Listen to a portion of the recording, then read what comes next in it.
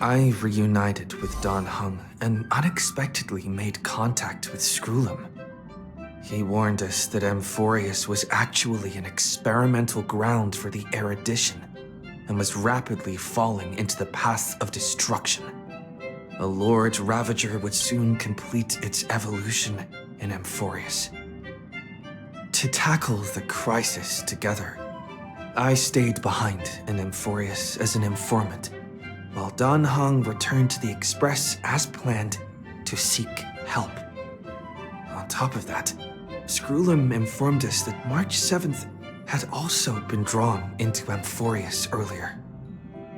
However, the current priority was the Era Nova. I quickly arrived at the Vortex of Genesis and met with Finan.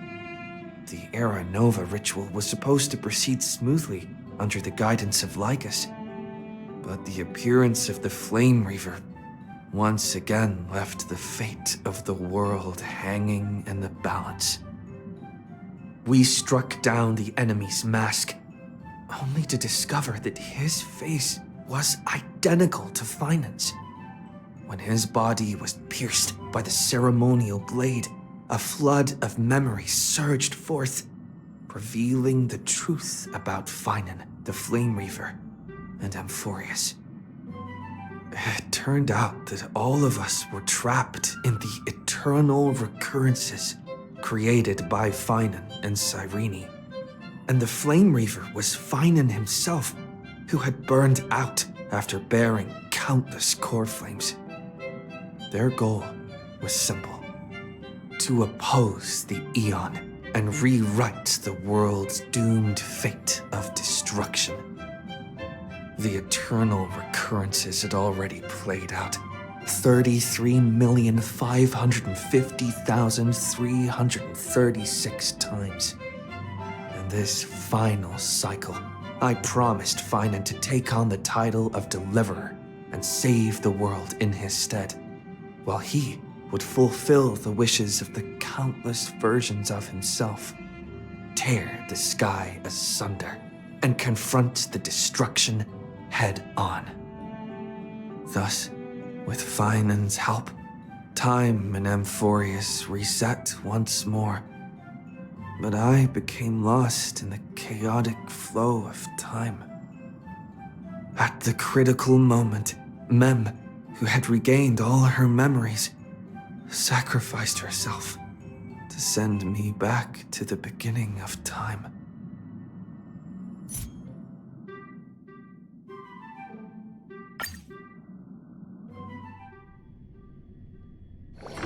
It's still early.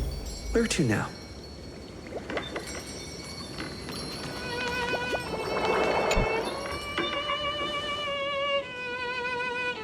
Hello. Your surprised expression is just like what the memories recorded.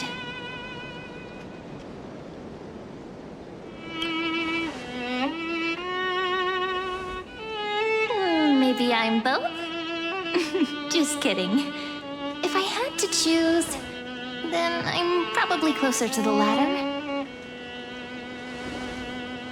It's pretty unbelievable for me, too. It's like I had a long, long dream. Cyrene's memories and Mem's memories, they're all tangled together. But when I woke up, there were only broken fragments left. I can't remember what happened in those 30 million cycles, but I remember what you did for this world. Like, didn't you wish for me to turn into a pretty girl back at the Grove?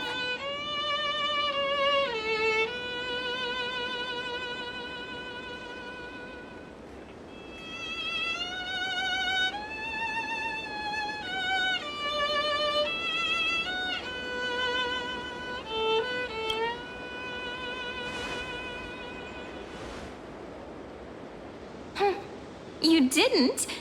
In that case, just treat it as my own wish then. There's so much I want to say, but unfortunately, this isn't the time to reminisce.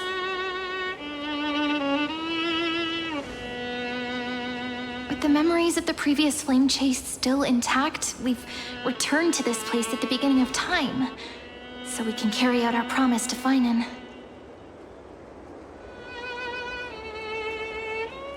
The descent of Iron Tomb may be looming over the horizon, but we still have a chance to change everything.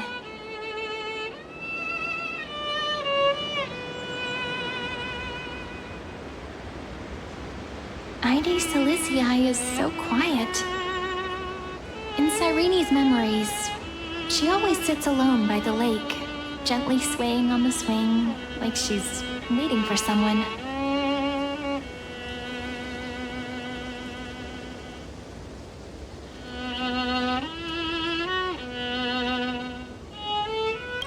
Yes, Finan too embarked on his journey because of this view.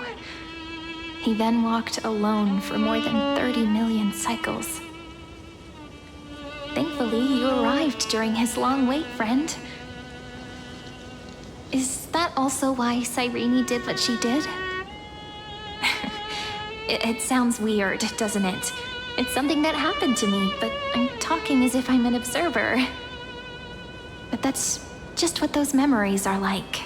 Vague and unclear, as if encased in thick ice. The only things I remember are the days I spent with you. Amphorius will fall into an ending of destruction after the next Era Nova. But those stories went out of fashion ages ago. In a proper romantic epic, the hero's supposed to foil the villain's plot, right?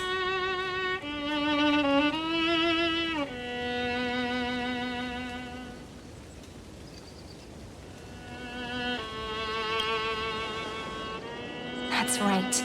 Lygus is the mastermind behind it. The one who's trying to control everything. How unforgivable. But I still feel a bit anxious. Lygus chose to walk into the spotlight and reveal everything, which means he still thinks the current situation is under his control. Maybe he still has an ace up his sleeve. Think about it. Even the name Lycurgus is a fake one. We have no idea who or what he really is. Which means it's probably time to borrow that treasure you're carrying, friend.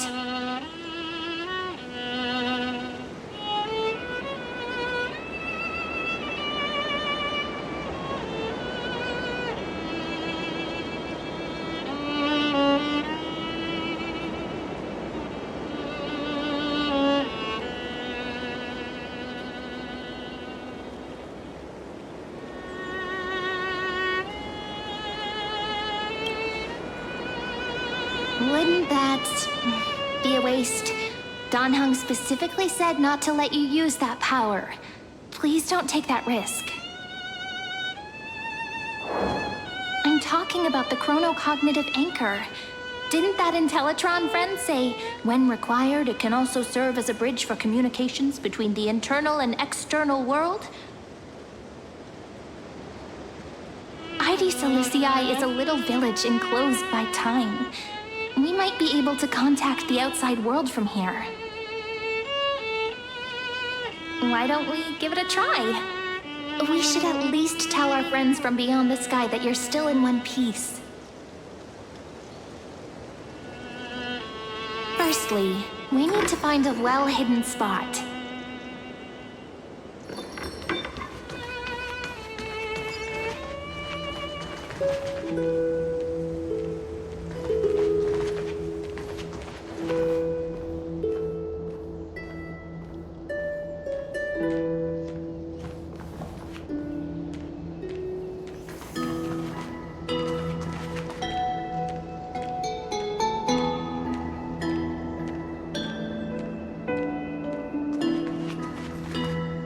Super quiet here. Sounds can't get in or out. Back in Cyrene's memories, this room was her secret base. No one noticed her practicing Orynyx's prayer here, or trying to speak with the gods in secret. But today's different, isn't it? We aren't trying to contact unreachable gods, but humans from other worlds. Real people. I'm prepared to witness that miracle, friend. The way Cyrene talks is so similar to Mem. I have so many questions. I'm also worried about how Dan Heng and March 7th are doing. Here's hoping the chronocognitive anchor can still function normally. Because I really need answers.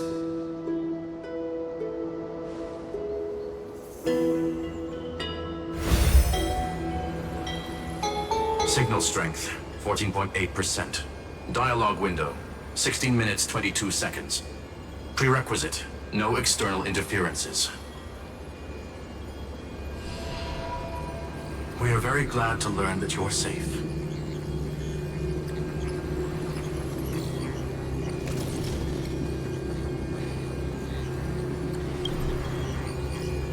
Sorry, no good news. When two geniuses show up once, you know you're in deep trouble. Listen up, little one. The Destruction's eyes are gazing upon this place.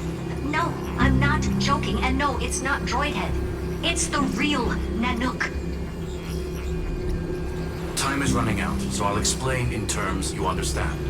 This world, Amphorius, is in fact a testing ground, where the Lord Ravager, Iron Tomb, evolves through self-extrapolation. Hiding in this segment, unknown to other life forms, it has endlessly repeated the process of Era Nova, seeking a solution that could obliterate the erudition. For some reason, the experiment entered a prolonged state of stagnation. However, it has now restarted.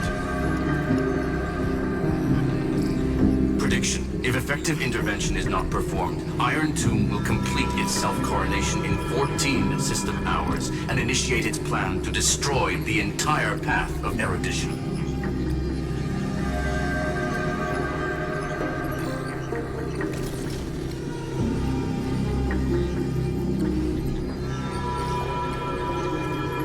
Based on info provided by the IPC, Iron Tomb probably isn't like Selenova or Zephyron, who are overlords ascended from human beings.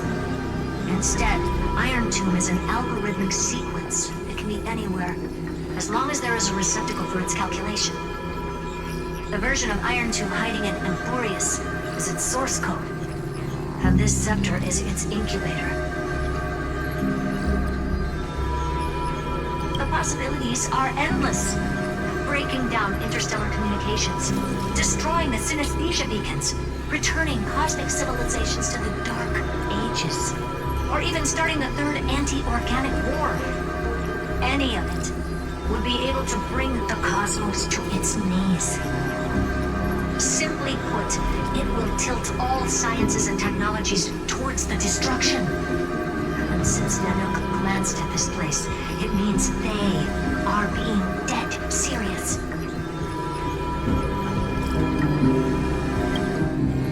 Yep. Think of it as the program having reached 99.98% completion already. And then it's over. Something in the shadows has been driving everything forward. It's the observer named Ligus. Speculation. He's the Scepter System's administrator. He wants Iron Tomb to break through the knowledge singularity. I don't know why he wants to do it, but he'll remove interferences at any cost. You're the only variable within this world, and you're the only thing he fears. So listen closely, little one. The speed of time is different in Amphorius compared to the outside. Destruction is just about to arrive, but you can still play Deliverer one last time. The cycles have already been broken. You've entered what is theoretically the last cycle Amphorius will ever be able to run. And Iron Tomb will break out of its prison as soon as the process of Genesis is triggered once more. But now there's an abnormality within the experiment. You know what I'm talking about. One of the model's 12 factors. That is one of the 12 demigods. Destroyed himself using the power of the destruction. Fine and Signal disappeared from the cycles the moment Nanook cast their gaze this way. That means world bearing's computational logic is currently flawed and bugged. Yet it's the factor directly related to the process of Genesis.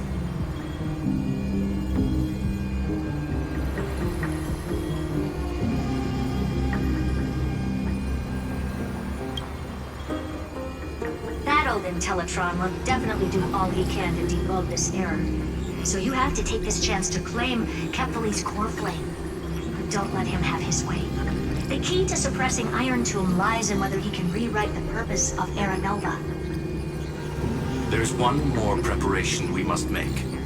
Lycus's behavior has been quite abnormal. He's never interfered in the actions of Titans or the demigods throughout the whole experiment. Deduction. The Scepter has an extremely strict autonomous protocol restricting even its administrator. In Amphorius, this ultimate protocol goes by another name. The Law Titan, Talantum. Law.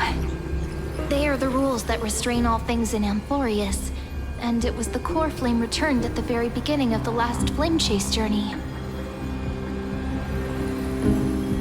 Why do you have another little pink one next to you? Huh?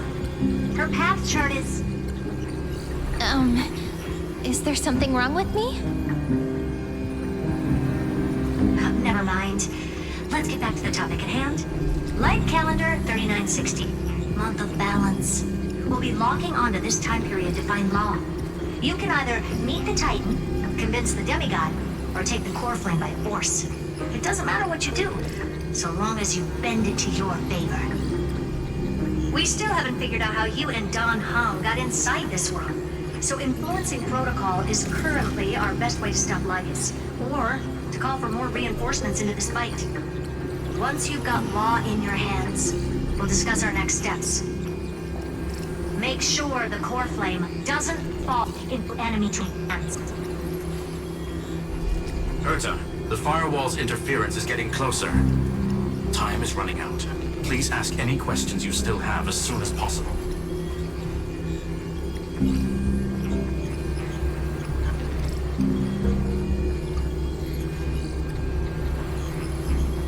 Mr. Don Hung did not enter the new world with you at the end of the last cycle. No, the flow of time inside and outside Amphorius is not identical. 1,000 years in this world may only be a fleeting second outside of it. Conclusion. He is on his way back to the Express. Miss March's situation is rather complicated. Madame Herta and I can detect her signal, but cannot ascertain her location. What we can be sure of is that she's still in Amphorius. Don't worry about her. She's absolutely chock full of mysteries. Even if Amphorius explodes, she'll probably float out perfectly protected in a nice thick layer of ice. Worry more about yourself instead. Iron Tomb can't affect the real world just yet. Don't worry. Himiko and the others are more concerned about your well-being than their own.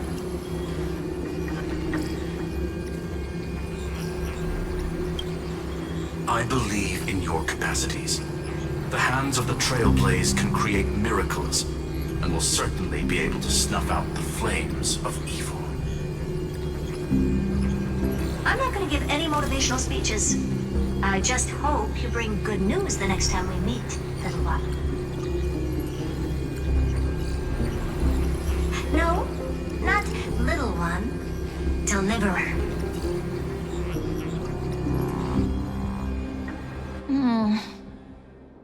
Those two geniuses certainly have memorable personalities.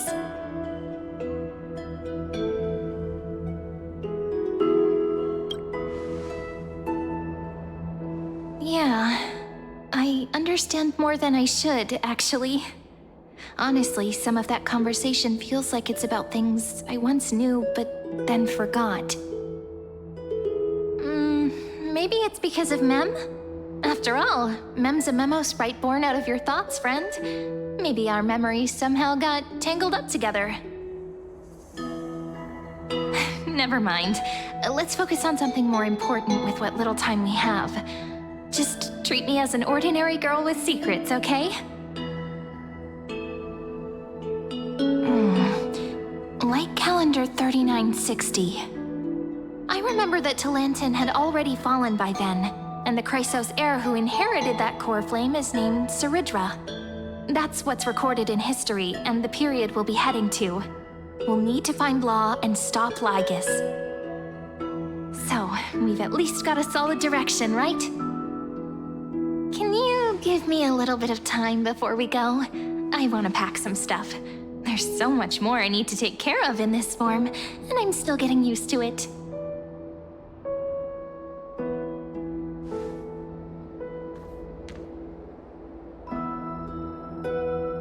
A relaxed scene like this probably no longer exists in the outside world.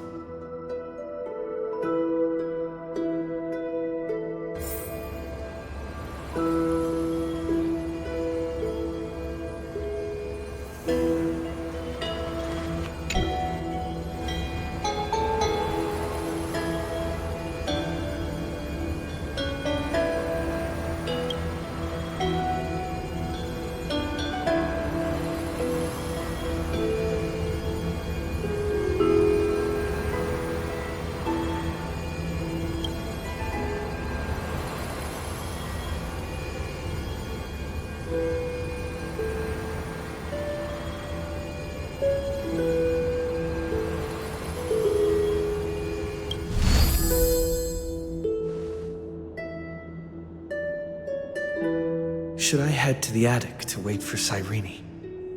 Or should I have one last look at ID's Elysiae?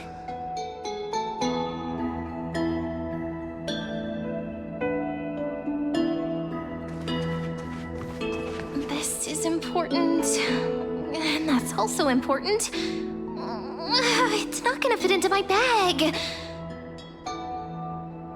Hold on, I'll be done in a sec.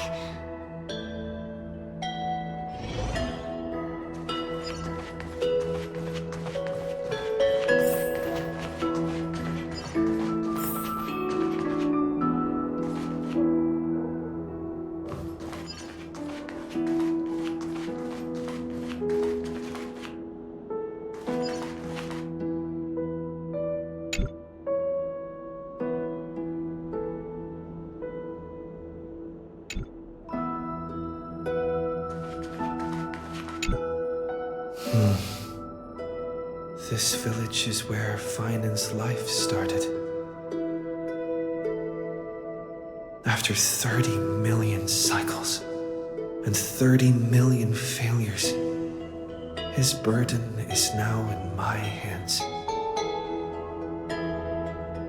He said I will be taking over the responsibilities of world-bearing. But what does that mean? Becoming the new Kevali? Or forging a completely new path?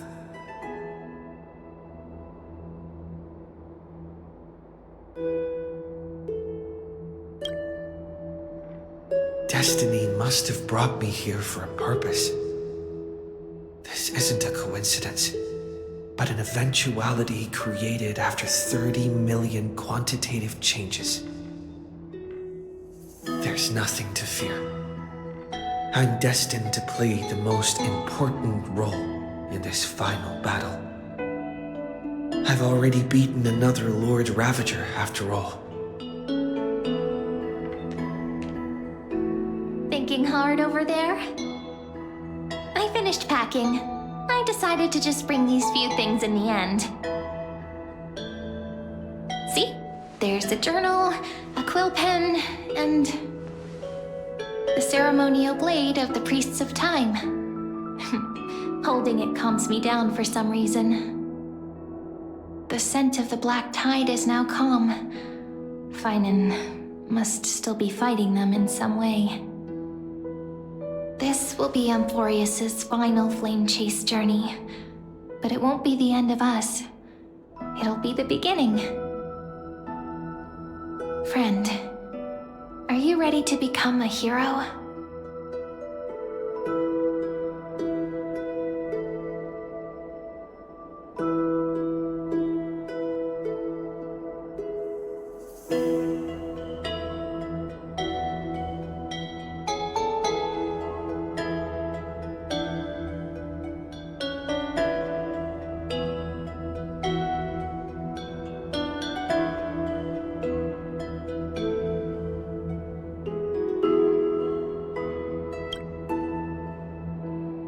promise might be far too heavy.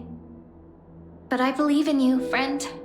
The Trailblazer's duty has always been a heavy one.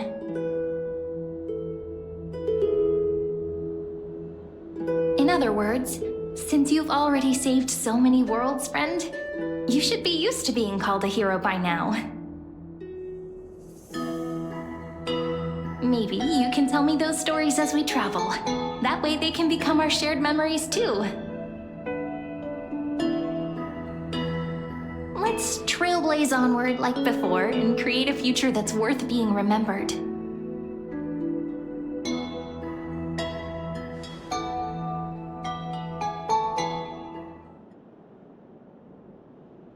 It seems you two are prepared to head out. You should indeed treasure the view before you. For you do not have much time left to enjoy such solitary delights.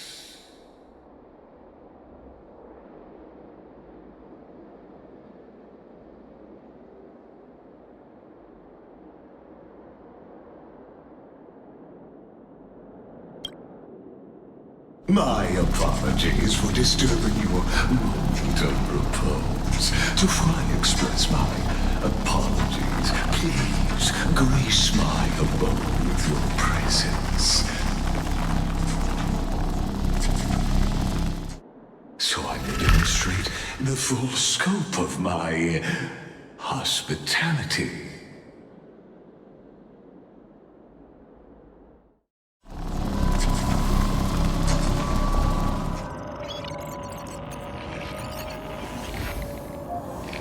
What is this place?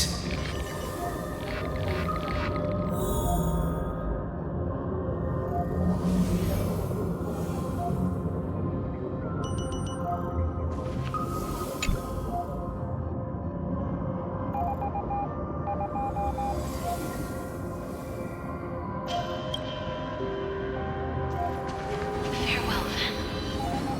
May we reunite in the new world.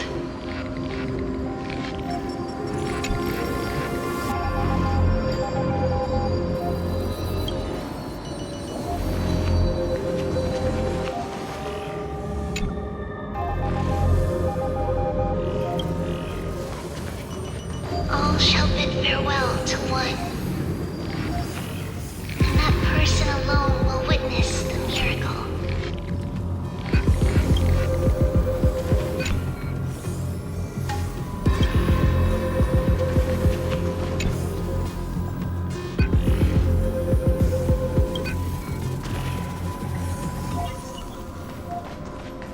The light of the Dawn device never fades. Kepali's protection has no end.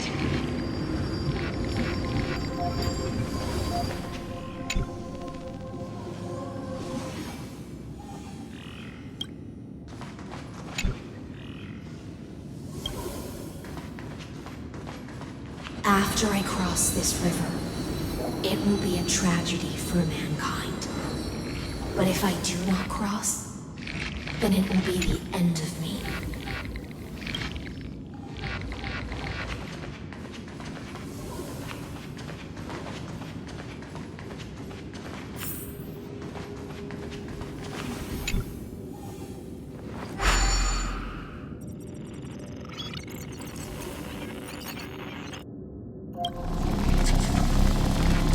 Outlier. Executing command. Record.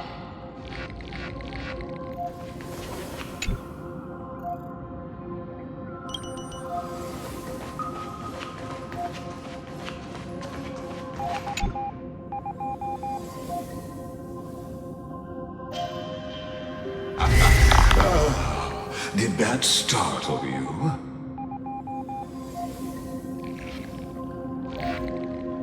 This is the intersection between Amphorius and the real universe. The audience seat where I observe this experiment. You can also call this location the Exomyth. What you see is the true form of the eternal land and the 12 demigods after they've shed their disguise of legends. Doesn't it look marvelous? Amphorius is like a microcosm of the cosmos. People love to portray the romance of the starry skies, but their tales often forget a different and far more truthful type of universe. The moment ancient Antikytherians sketched geometric shapes on the sandy beach and recorded the first numerals and symbols on parchment, the universe turned into a silent equation flowing under the pen of these relentless decoders. Erudition. It was once the mother tongue of the Creator, the pen of divinity, and the first lyrical verse ever written by free will.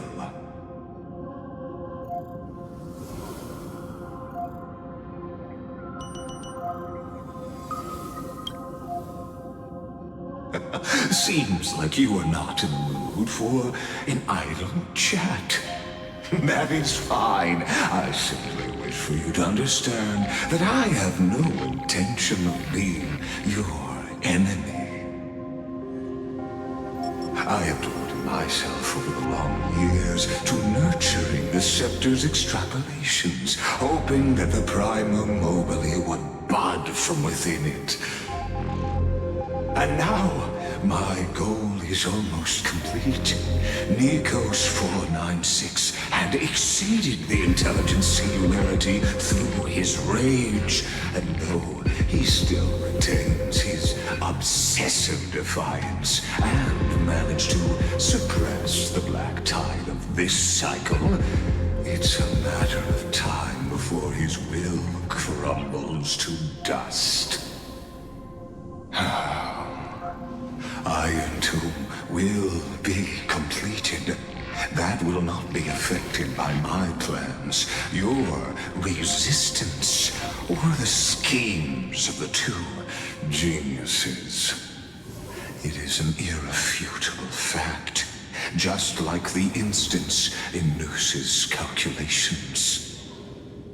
In other words, as long as you are willing to stop interfering and let the final Aeronova carry out its natural course, I'll guarantee the safety of all nameless and ensure you return unscathed.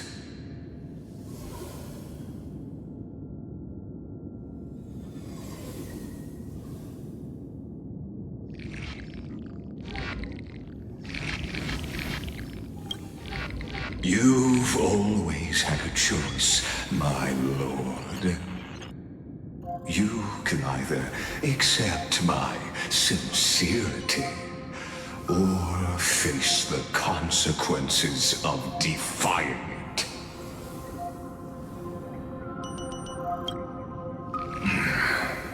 They've always been the product of the experiment, so naturally, they will perish when the experiment ends. That outcome was predetermined long ago, so I will not embellish such a regrettable conclusion.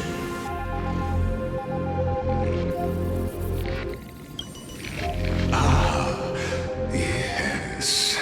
I am aware of that esteemed lady's whereabouts. Her real identity is quite astounding. If you decide to accept my proposal, then I will do all I can to send her back to you.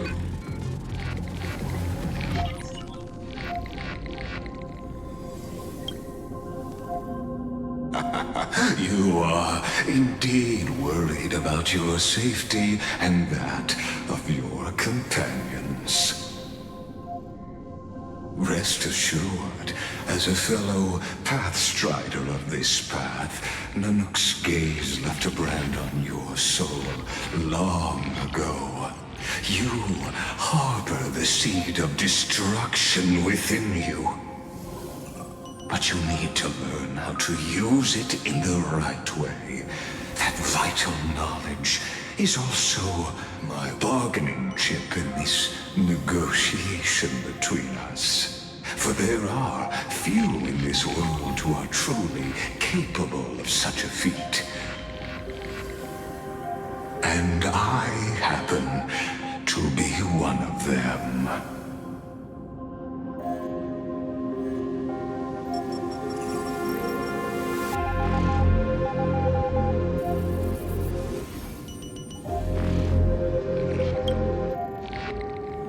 Someone who wanders the stars. Someone who seeks answers with abject despair. That is all I am. This matter is of grave importance, so please do not make your decision lightly. After all, the choice before you bears a 1 in 3 chance of elevating you to an unparalleled existence among the stars.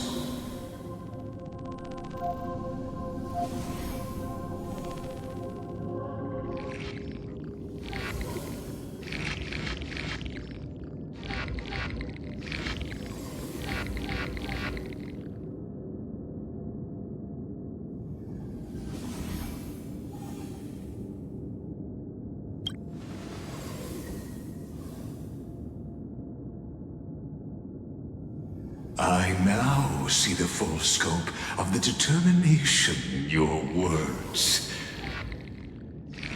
You may now continue your travels.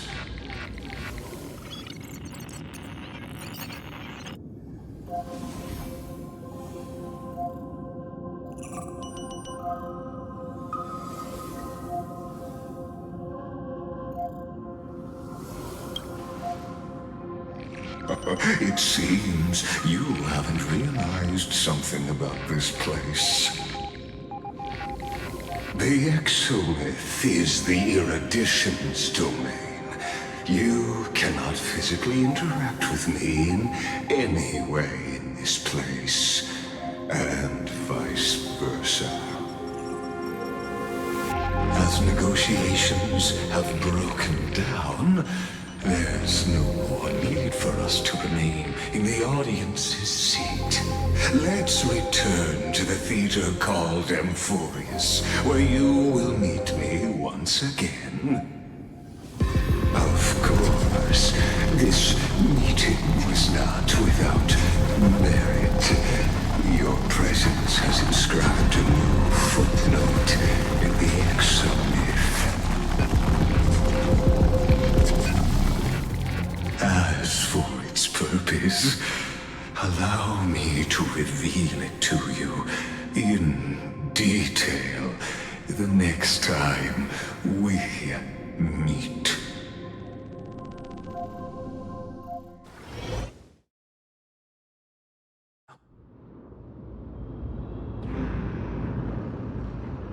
"100 years ago, the flames of war consumed Akama. The Outland forces broke through the dawn. Golden blood flowed with greed, and enemies descended with Kefali's eternal slumber, painting the holy city's walls in scarlet. Its generals had vanished, and the elders prostrated on the ground.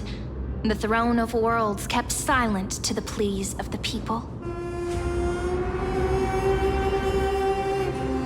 Until the heaven and earth cracked open. Not the gods answering the people's prayers, but a legion rising from the sea of blood.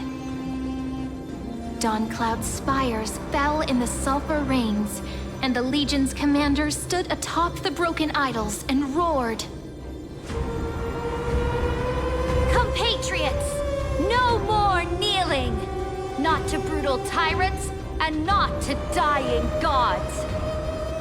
Those rebels have twisted the prophecy and ignited the flames of war in order to stoke fear in your hearts. A Chrysos heir she stood, divine blood soaked into the earth, quelling the flames beneath her feet. Their golden blood wrote of a tragic fate. Mine shall overturn it! Her crown burned bright, outshining the fires consuming the entire city. She raised her scepter high, and the people gazed in the direction she pointed. My blood flows in you now. Heroic compatriots, follow me, and we'll seize the reins of fate. Drive the enemy from Kefali's dawn. Smother their flames with their own dead. Win glory. Win peace. Let history sing your deeds. The first to dance was a maiden following closely behind, weaving through the carnage like a fish in the sea. The people, full of wrath, surged with her, forming a colossal wave, and the enemy hordes, drained of life, vanished into nothing. Onward to Marmorial Palace, to Dawn Cloud's heights. Announce to all the wicked and cowardly. Announce to this stagnant age. We are the rising tide! History remembers this as the first siege of Akama. It is said that after the flames died, people found identical inscriptions in every place in the city that had been scorched by fire. It was the name borne by Akama's first and final sovereign, the Imperator Saridra. Friend, are you listening? Friend? Honestly, you were the one who insisted on reviewing history, yet here you are, dozing off? Wake up! Otherwise, I'll have to... Wake up! Otherwise, I'll have to...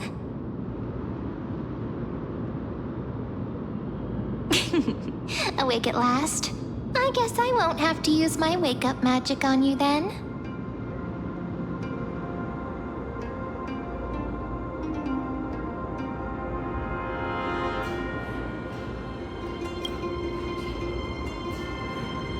We've arrived.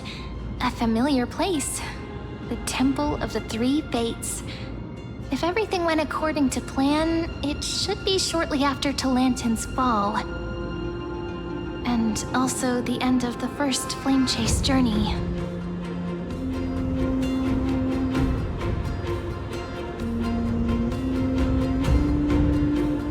Perfect timing, actually. The first Flame Chase ended with the Trial of Law. We must find the demigod and gain her trust before the core flame is restored. It'll be tricky, so let's pick up our pace. To Akama first. We can learn more from the crowds there. Tyrant! You and your butchers are not welcome here. Get out!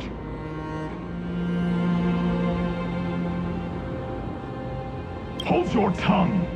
Conspiring with criminals and plotting rebellion are crimes punishable by death. There are multiple voices, and things seem tense. Let's not get caught up in any trouble. Why don't we find a place to hide and observe from the shadows?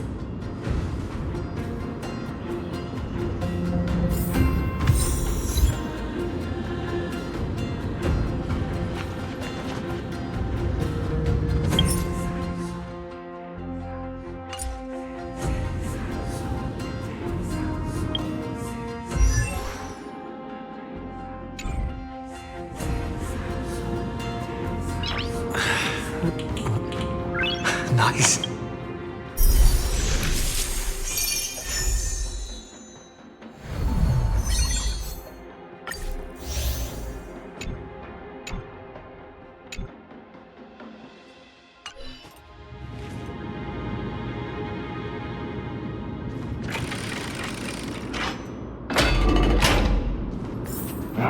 least Kremnoans keep their faith.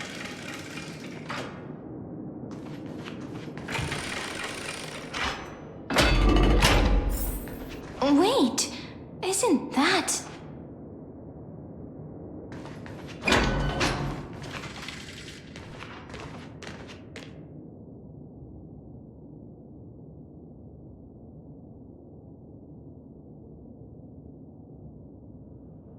Golden-blooded defilers, perverting the prophecy and trying to slay gods.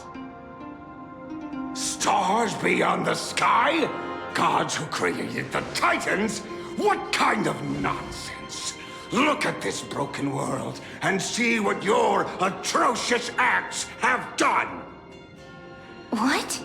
Did he just mention the stars beyond the sky? But how is that possible? You impudent! Dux for Goris. We're here to welcome the Deliverer from beyond the sky. Stand down.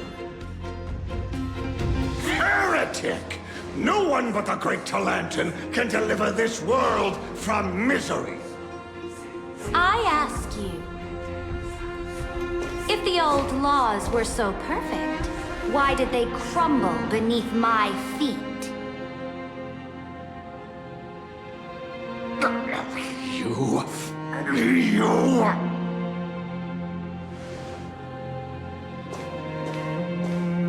Talantin is long gone. Now I am the law.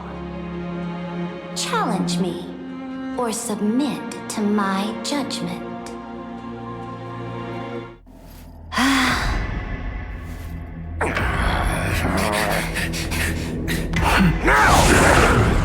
Silence!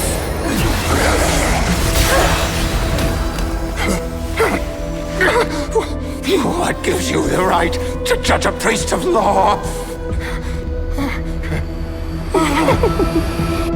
That's because I came,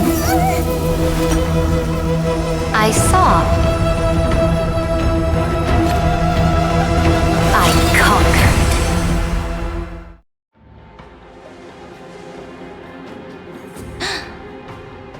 Dux for Goris, take the ashes of this man and scatter them in the temple among the crowds. Tell them that the High Priest attempted to take away the rights granted to the people by the Imperator. Thus, he met his fate. Yes, Imperator. Now, these two accidental guests. Dux Gladiorum, if you please. As you command.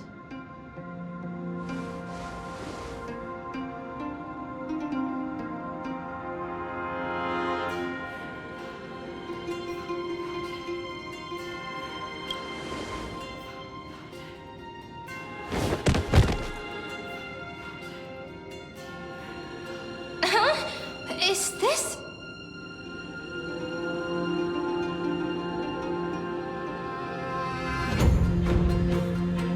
Correct, but not the kindness you know. This is the leader of the Cleaners in this era. Since the start of the Chrysos War, they've made it their mission to wipe out the Chrysos heirs. Even now, even after I've united all the city-states, these vermin still lurk in the shadows, hindering the flame-chased journey.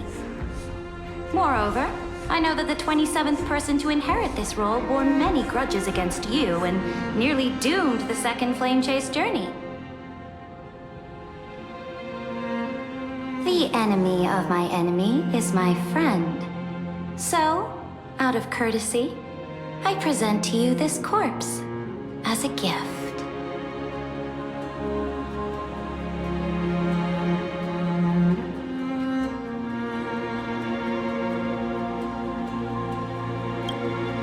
Careful. Let's wait and see what happens. She's probably trying to scare us. For the sake of order, I am known by many titles. Flamebearer who ends wars, Tyrant of Dawncloud, Empress of the Holy City and Imperator of the Flame Chase.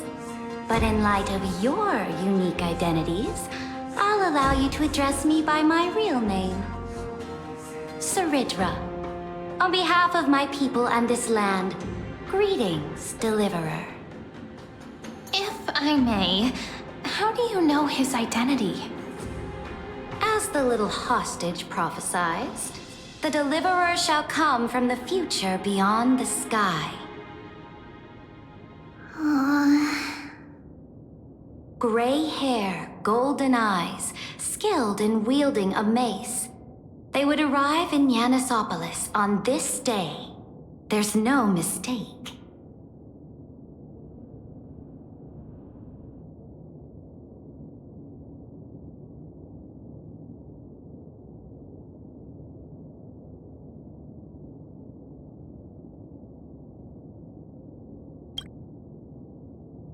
Your orders, Imperator. We return triumphant. Send an urgent message to all delegates. The meeting of the Flame Chase Alliance will convene early.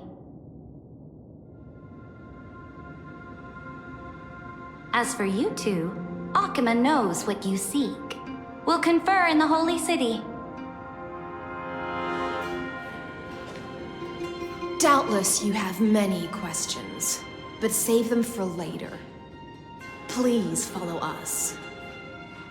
This is not what I expected at all. The demigod we needed to find was just waiting for us, and she knows of things beyond the sky, even eons. How could this be so different from the previous 30 million Amphorius cycles? Who altered history?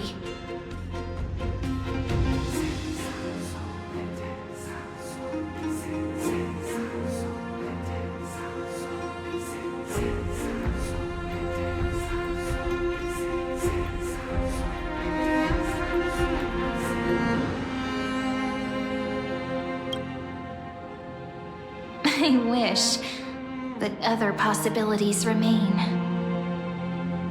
The currents of time have become twisted. Regardless of who caused this, that Imperator came prepared. We're the ones at a disadvantage now.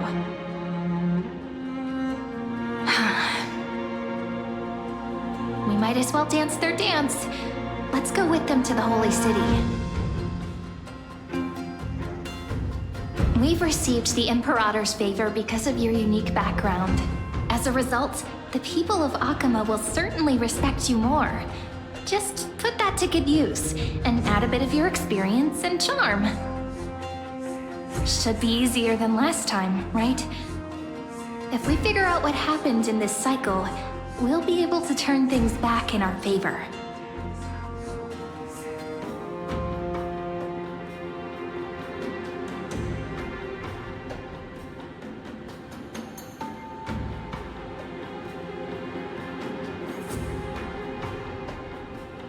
Exactly.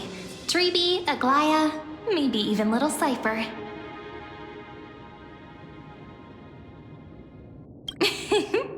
Calm and confident.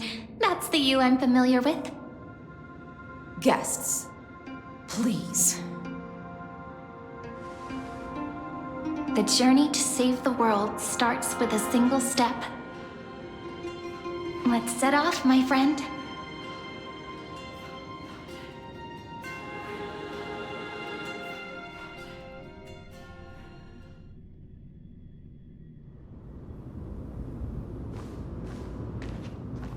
Hail to the Imperator! Hail to the Golden Heroes! Hail to the Deliverer! Told you, you're the headline act. All this spectacle is for you.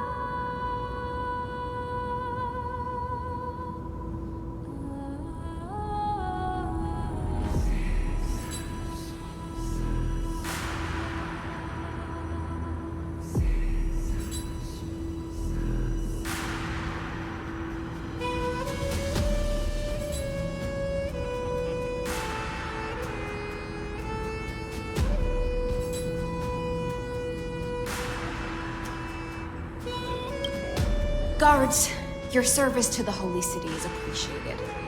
How have things been? Castrum Kremnos once again struck the border. Dux Brumalis led her troops to repel the enemy. The agitators against the Flame Chase are still active in the city. They smashed the shops around Memorial Market. But the garrison already arrested the culprits, and now they await interrogation. They are merely a disorderly mob and do not warrant any attention. Even though Terravox personally mended the fractured earth, it still didn't silence these fools. Guests from beyond the sky, worry not about these trivial matters. Dux Gladiorum will take you somewhere to settle down for now.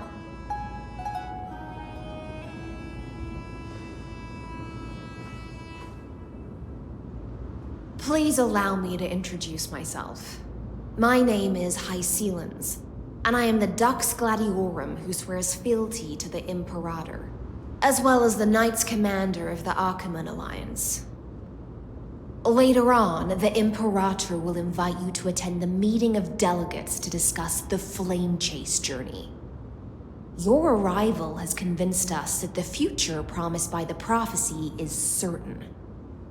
Under the Imperator's command, Amphorius shall break its chains and reach the world beyond the sky. With all due respect, what exactly do you know about us and what's beyond the sky? As a humble subject, I cannot freely express my own views to you. Please forgive me. I knew it wouldn't be that easy.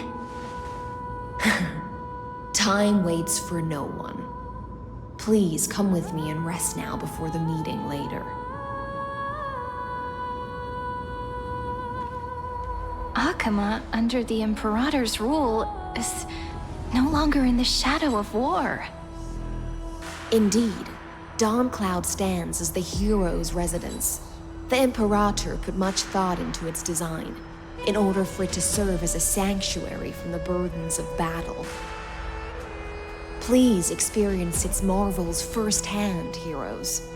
When the Imperator arrives, I shall come to summon you.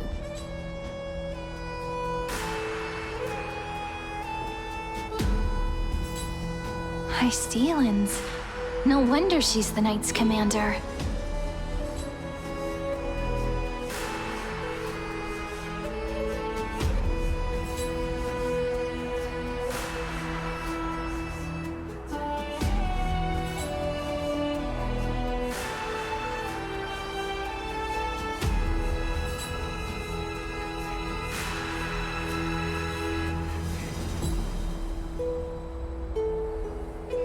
I'm sure that's what Seredra thinks, but it's inconvenient for us.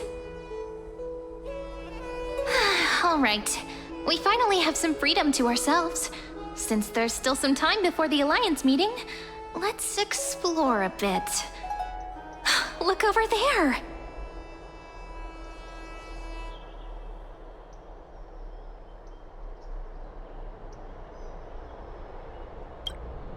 Not the ones you're familiar with. But the hearts of heroes stay the same in every cycle, never changing.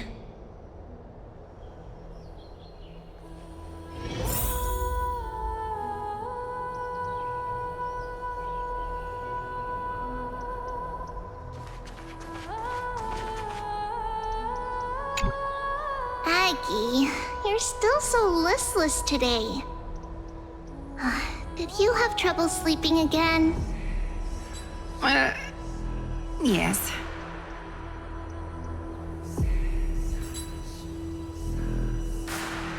We know. The Titan's prophecy haunts you.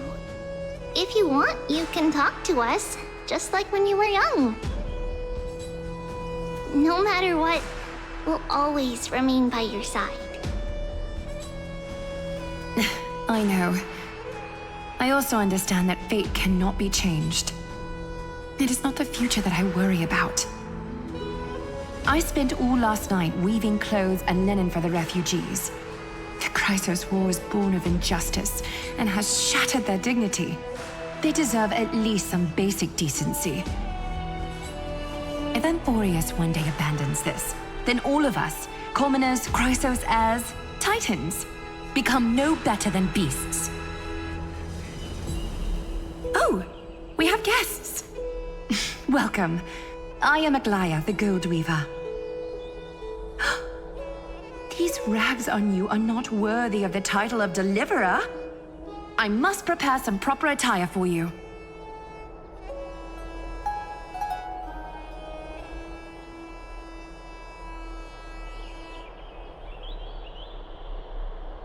What is the matter? Your gaze seems somewhat unsure. Does your Aglaya differ so much from me? Greetings, Deliverer from beyond the sky. We are Trebi of Yanisopolis. It's very nice to meet you. Although, introductions are probably unnecessary. We know you've witnessed the future of the Flame Chase journey even more clearly than we have. Witness the future of the Flame Chase journey? The prophecy also told you about that? Indeed. Orynyx reshaped Amphorius through the prophecy. Although, regarding the Deliverer, there were not many details beyond your appearance and the time of your arrival. So, please, don't worry. Feel free to relax and relax some more.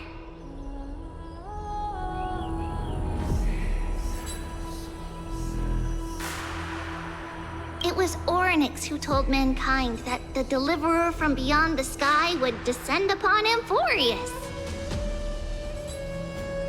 More crucially, they revealed a future entirely different from the Aranova. Though we still must challenge the gods, in the Time Titan's prophecy, this path leads not to a new world, but to the true starry skies. This is also what the Great Imperator has been striving for all her life. Your arrival further confirms everything. This can't be real. Even you find this surprising? Fate really is unpredictable. Perhaps the upcoming meeting will hold even more surprises. The other heroes under the Imperator's command are here too. Since we have time, should we go meet them? The one from beyond the sky has arrived, and destiny continues to be fulfilled. The trial of romance is also close at hand. Please, don't worry. We'll sing you a lullaby. Little Aggie, be a good girl and open your heart. I outgrew nursery rhymes long ago, teacher.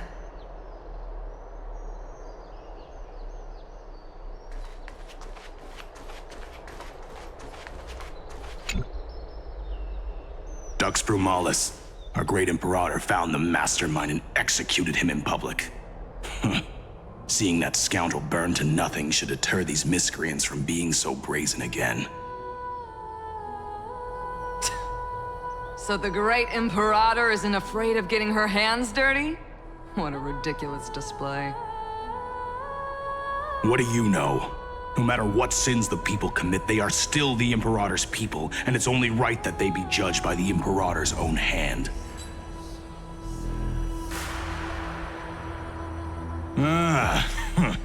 Our distinguished trespassing guests.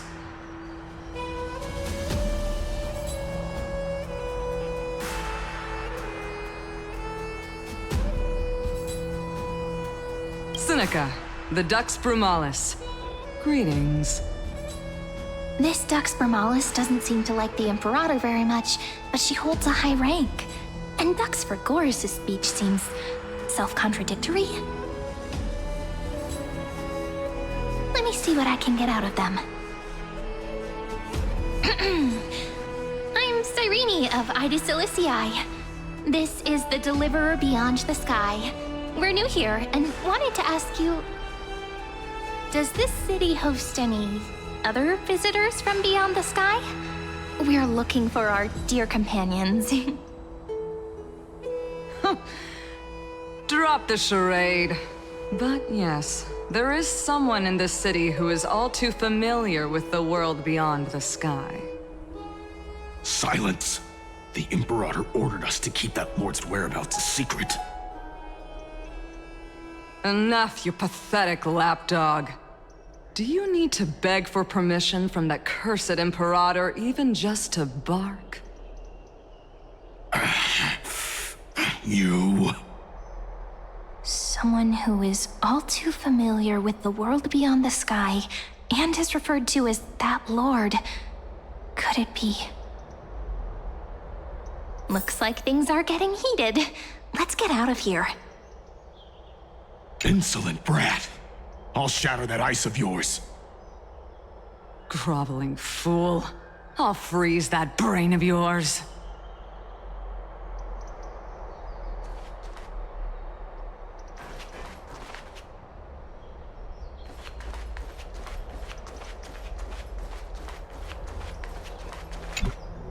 How are we supposed to talk to the heroes of Deliverance? What if they're really intimidating? Virginia, don't be so nervous. Once they hear your poetry... Ah, heroes, you're already here. Greetings. I am Apollonius, the Dux Helcolithus, one of the 5 sages of the Grove of Epiphany, advisor to the Flame Chase army. This is Virginia of Castrum Kremnos, the Dux Carminum and imperial scribe of the Great Imperator. Hello. I'm Virginia.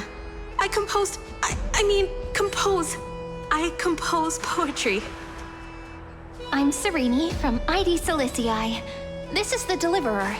Nice to meet you both. They're not as frightening as the rumors claimed. This is our first time in the Imperator's realm. Akima is even more magnificent than we imagined. If you all weren't here to look after us, we'd be completely lost and confused. The Akima you imagined is long gone. Under the Imperator, this city has been reborn as the capital of the world.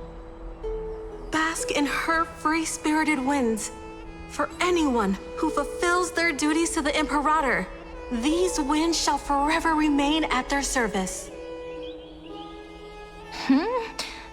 But what if... Those who are loyal do not need to consider the consequences of betrayal. But if you're curious, why not head to the lake and take a look? Those elders who lie at the bottom of the lake are the best example of what happens when you disobey the Imperator. The elders of this cycle were all... Looks like that priest who was sentenced to death wasn't an isolated case. Fear not. The Imperator favors you. Virginia will write songs in your honor. Apollonius, where is your poetic flair?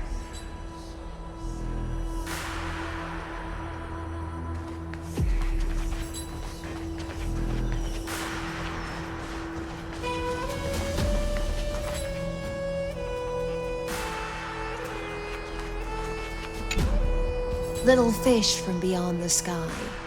Did you rest well? The Imperator and the delegates are about to arrive. If you are ready, please follow me to the meeting.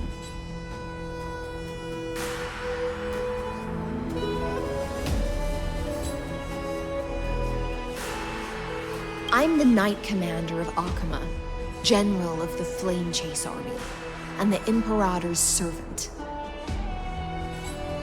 But beneath these shiny scales engraved with complicated titles, I am just a swordfish at the Imperator's side.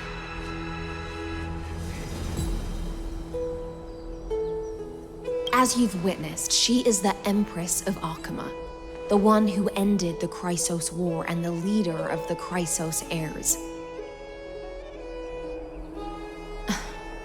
as merely a humble subject, I cannot say more beyond this. The Chrysos heirs here constitute the elite among the Flamechase army. Dux Halkalithist Apollonius and Dux Carminin, Virginia, serve as the army's advisor and historian respectively. One offers advice and counsel to the Imperator, while the other writes verses of her supreme glory. Dux Frigoris Labienus and Dux Brumalis Seneca are both formidable warriors, clearing the way for the Flamechase with steel and storm. Dux Fatorum, the holy maiden who interprets the prophecy. Only the one named Trebi remains in the city. The Imperator once took them as hostages in order to unify the prophecies of the world, but they are now Akama's most vital prophets. Dux Goldweaver, Aglaya.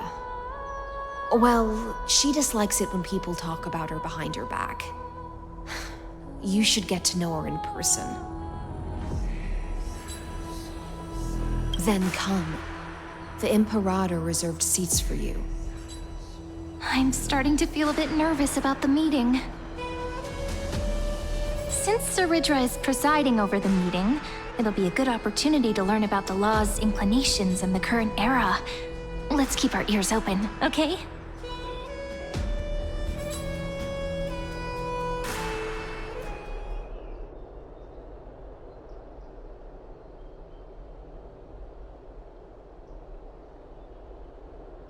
Good sir from Paphos, what do you think the Imperator is planning calling this meeting so early? My homeland can't endure anymore. Who knows? First, she wants to hunt Titans. Now she says there are even greater calamities. Her madness is the greatest calamity. Exactly. Chrysos heirs, deliverers. What about us ordinary folk? How much are we worth in her eyes? Things feel pretty tense here. The history books said that the Imperator aimed 3 cannons at Dawncloud to make all the delegates obey her. Will history repeat itself in this cycle?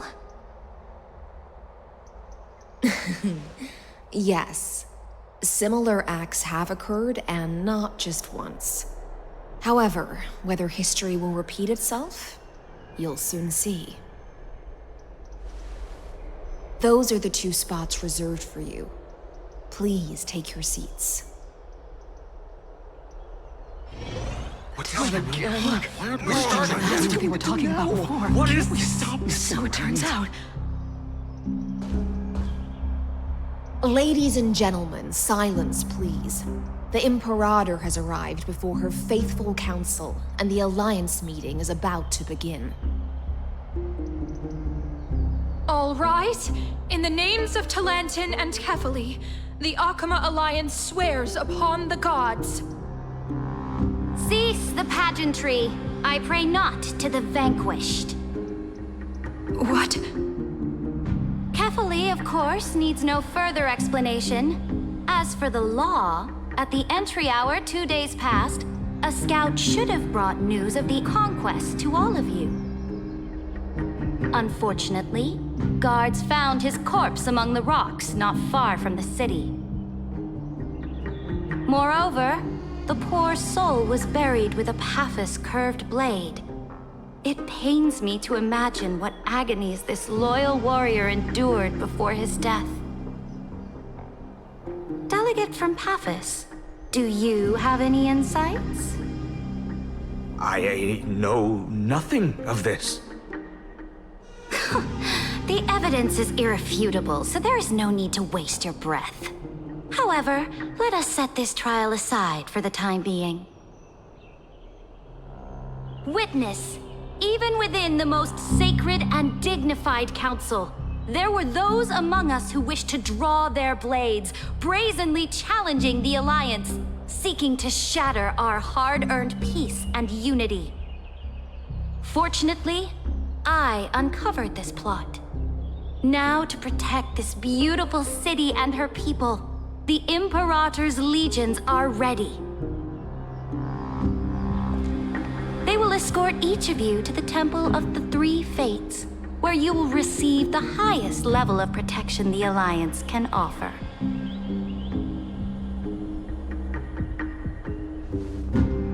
Then, the Legion's warriors will join me in embarking on the campaign against Fagusa. This is clearly a trap! Imperator, did you summon us here just to trample on the dignity of your allies? It's not enough. Just calm down. What should we do? Things are starting to get pretty intense. Comrades, you've all seen her true face now. According to the ancient laws of Akuma, only with the consent of 2/3 of the elders can the legions carry out the commander's orders. The ancient laws. Didn't you destroy them long ago? You defected during the first siege of Akuma, voted unanimously in favor of the Council of Elders restructuring, and just yesterday, you desecrated them with a blood-stained blade. The decaying old laws fell with Talanton and are no longer deserving of respect. But if you still insist on proclaiming yourselves defenders of the law, then be silent and offer up the highest respect to this core flame in my hand. That really is the core flame of law in her hand. Since there are no objections, then the original agenda of this meeting, the campaign against Fagusa, is hereby passed. The Flame Chase Army's hunt for the Ocean Titan begins today. In order to prepare for war, all allied city-states must surrender command of their militaries and pay all war taxes by the end of the month of Evernight. At this moment, I would also like to introduce to everyone the newest honored guest to join our alliance. The Deliverer, revealed in the prophecy of time, has descended from beyond the sky. With his aid, we shall shatter the chalice of plenty and return Fagusa's core flame to the holy city!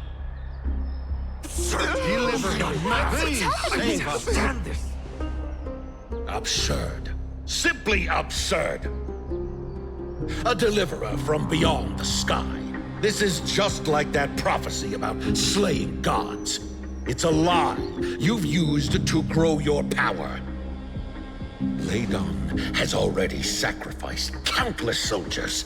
And now you want me to send even more of my brothers and sisters to be used and discarded by a tyrant!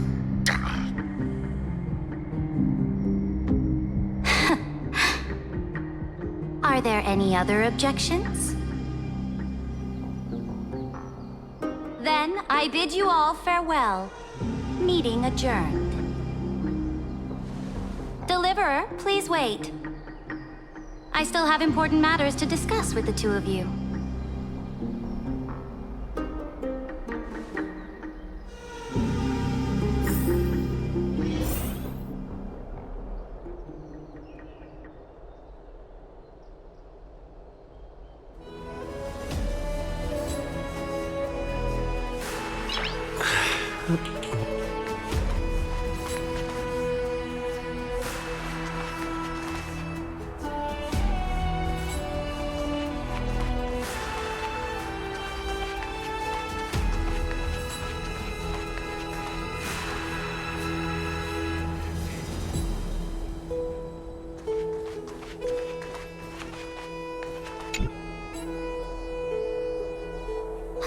I apologize for that farce of a meeting. It must be tiring dealing with so many people every day, Great Imperator. Tiring? You're mistaken.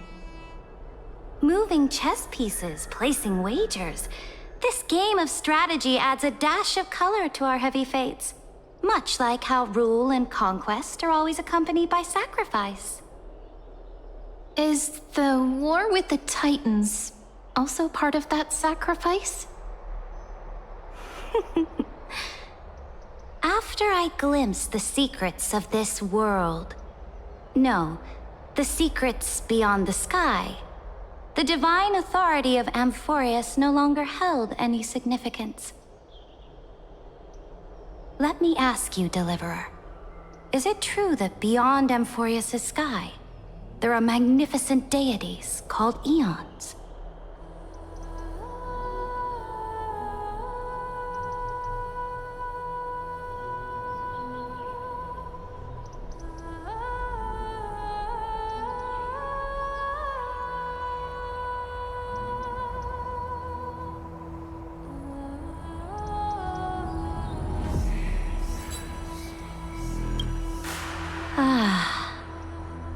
The word fact has never been so intoxicating.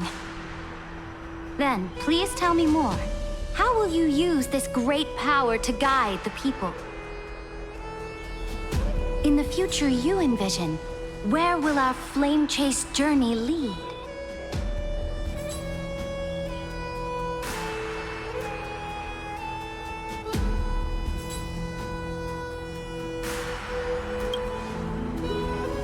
Oh? What you require now is the power of law? Exactly. Just as the prophecy foretold, he is your deliverer from beyond the sky, and he also has reliable allies. If they can intervene in Amphorius' laws, we may have a chance to alter this world's impending fate and reverse its destined end.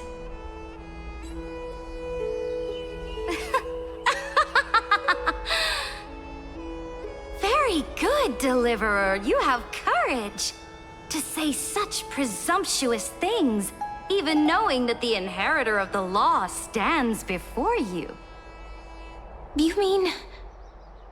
In the past, anyone who dared to covet the Imperator's divine authority would have met a gruesome end. But now we can see beyond this dying world. Our journey should no longer be confined below this stubborn sky. Alas, that fickle ocean titan has obstructed the spirit water leading to the vortex of Genesis, hindering my ascension. If the core flame of law cannot be returned, your path to deliverance will never be realized.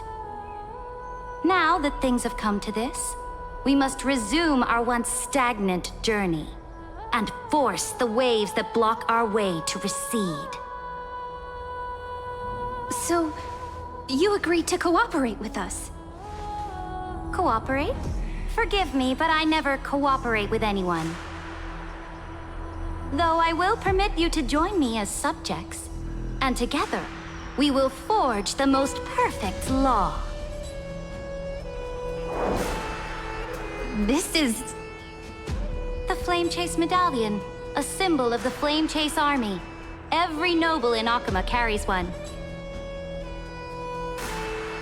This medallion represents the will of the Imperator herself, and you may act freely within the city with it.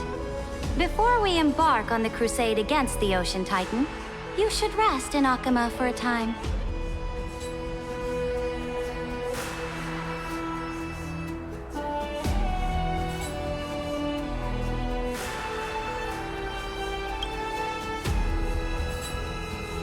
Oh? Your advice is acknowledged. From this moment on, prove yourself through your actions. As long as no boundaries are crossed, I fully respect the choices of my subjects. May your journey reach that sky full of stars, Great Imperator. Your attendant certainly knows how to curry favor. Go now. Take a bath first. You two... reek of seawater.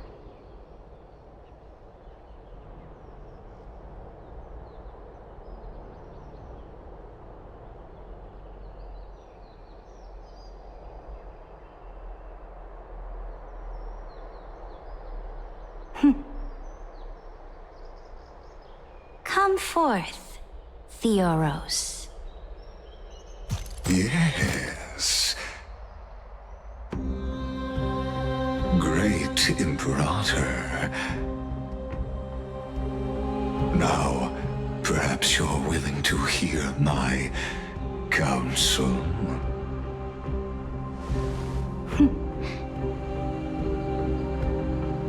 Those two arrived just as Orynyx described. And just as you said, they showed a thirst for law. At least this proves that my judgment was right. Sparing your life was the correct decision. You've once again confirmed that your wisdom is no empty boast. Now another choice lies before you. With whom shall you ally to tip the scales of law? Me, or that deliverer?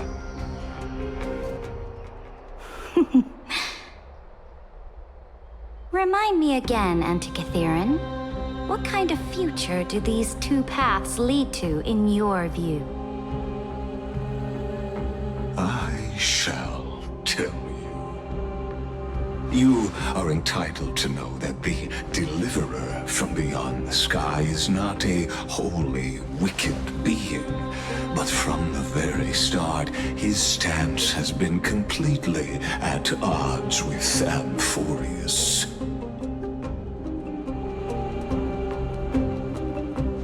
The road they have chosen will bury Amphorius' grand aspirations. This world, which follows the path of destruction, will inevitably stray far from the glory it was meant to enjoy.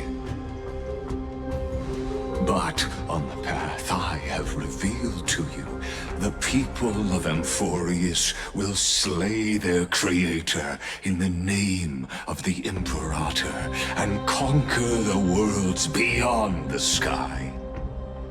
You will command the mighty beast known as Iron Tomb, bringing waves of war and conquest to the universe.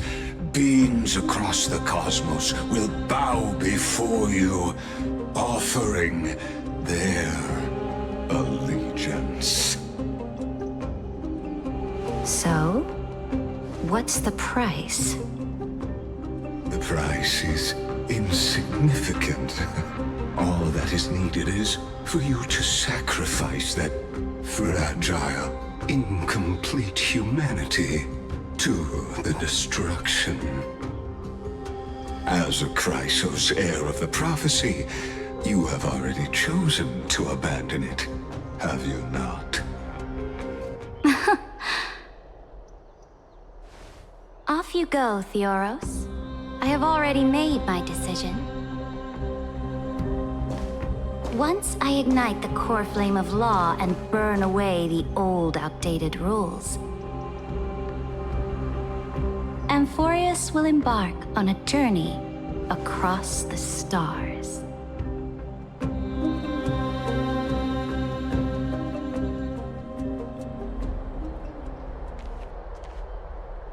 The Imperator is quite forceful. She didn't give us any chance to ask questions. And she's clearly hiding something. What do you think?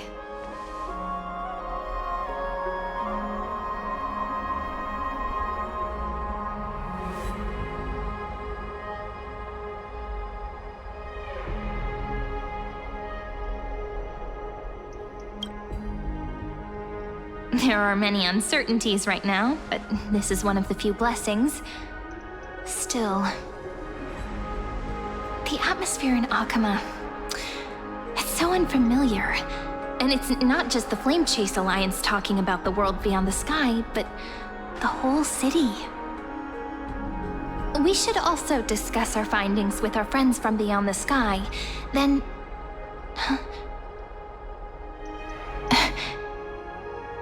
Then we should go enjoy the renowned bathing culture of the holy city and relax. It's the thing I've been looking forward to most on this journey.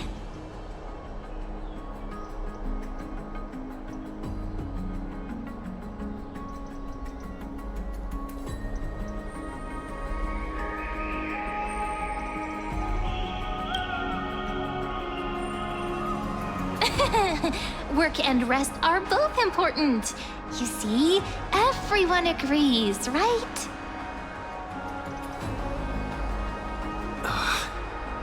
So someone's watching. Can't let our guard down for a second. Let's use taking a bath as an excuse to find a quiet corner to update Madame Herta and Screwlum on our progress. We can also check out what's happening in the city. Since the outcome of the meeting was just announced, people must be gossiping.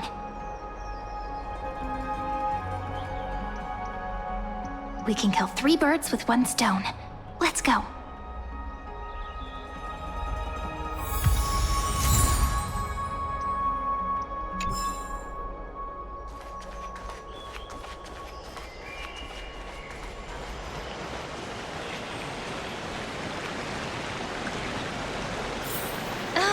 So many people! The holy city is so lively.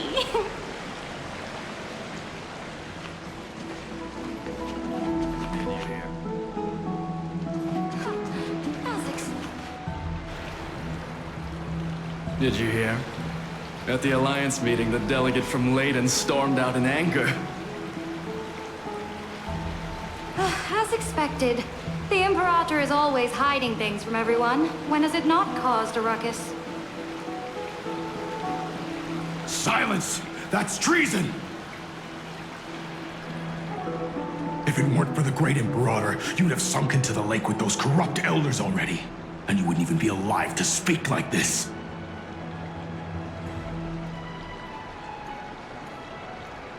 Oh no, it's the Imperator's loyal dog. Let's go. We can't talk in front of this guy.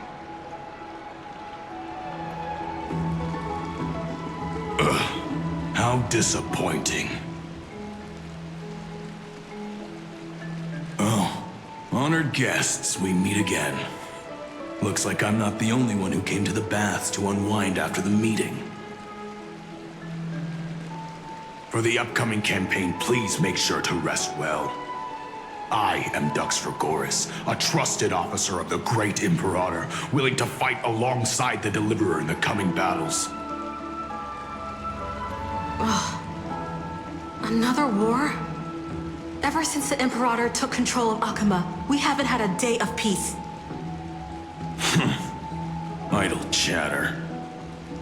The atmosphere is a bit tense, with rumors flying around the city. You must be troubled. My apologies. After every Alliance meeting, there are always some pests in the city who get restless. I prefer to ignore them. Pests on the ground don't affect the sky in the slightest. They just complain from the shadows that the sun's light is too harsh. Besides, the Theoros has already promised the Imperator her fate. And these clowns will eventually realize their foolishness. May I ask, who is this Theoros? The Imperator has ordered us to keep his lordship's whereabouts a secret. Ah, so it's his lordship. Stop trying to get things out of me. Leave me alone. I didn't even need to try. Big and strong Dux Fragoris really can't hide anything. Theoros. What an ominous name. Bad news. He's been staring at us the whole time. Let's move to another place for now. We don't know how much Saridra has concealed from us. In the worst case scenario, we may have to face more than one enemy. Stop trying to get things out of me. Leave me alone.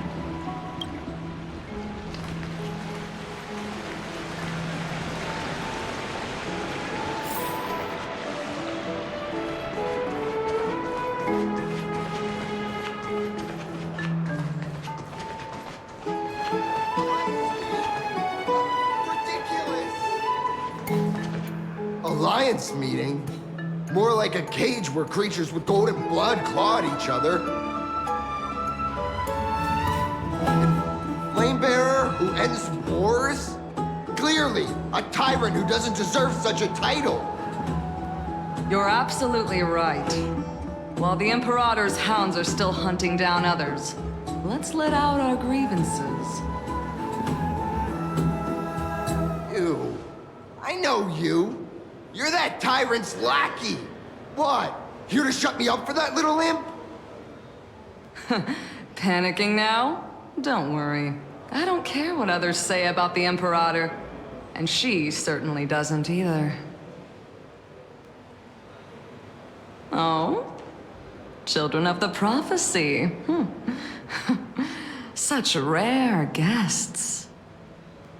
Are you here to relax in the baths as well? The temperature is just right today, so be sure to enjoy it. You should rest well for the next campaign. What? Children of the Prophecy? Another excuse for the Imperator's reckless warmongering. No filter, huh? You should be glad you don't have a seat at the Alliance meetings.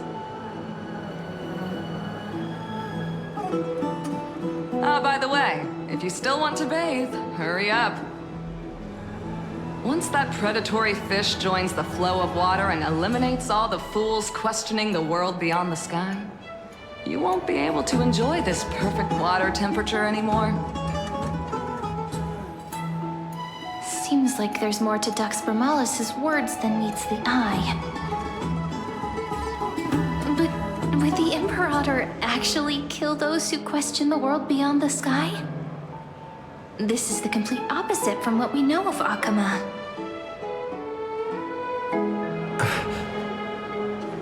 If you still want to bathe, hurry up.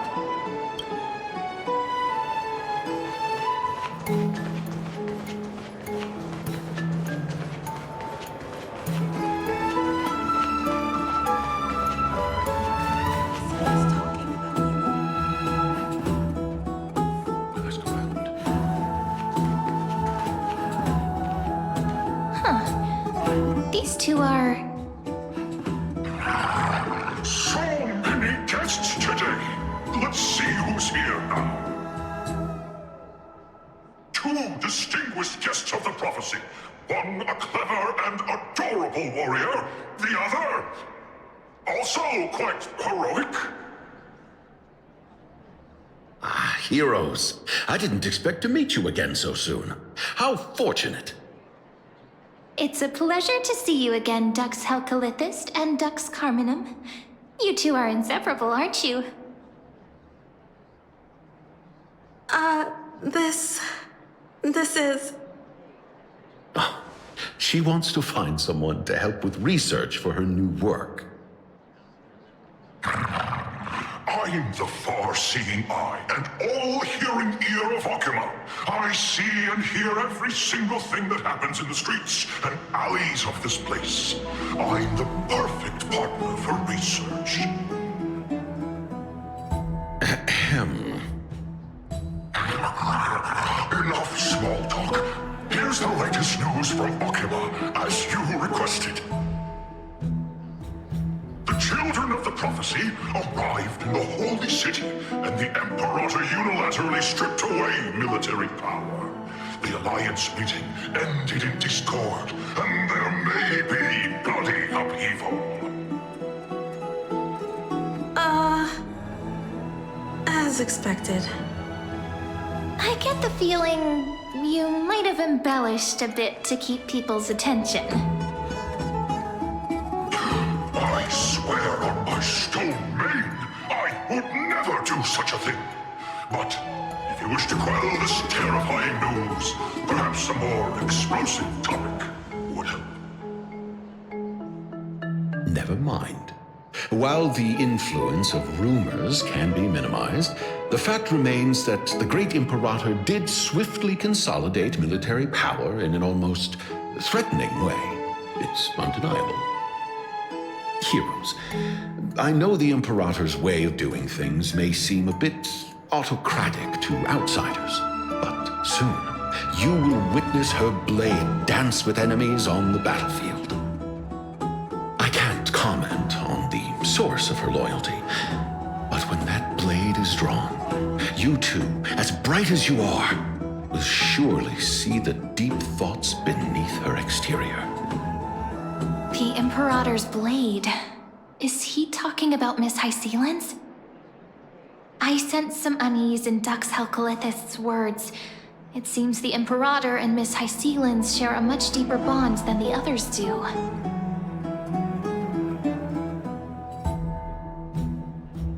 There are eyes and ears everywhere. Is there any place where we can have some privacy?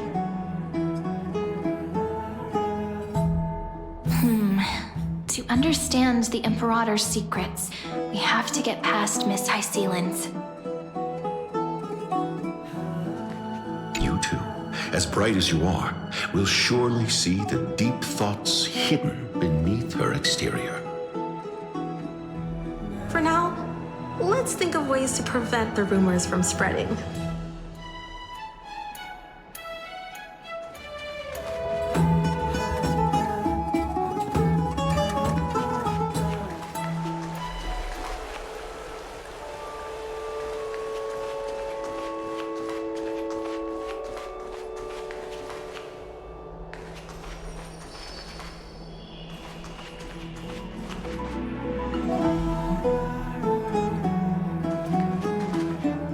Place was your original bath chamber, perfect for avoiding prying eyes. I wonder if anyone is using it now.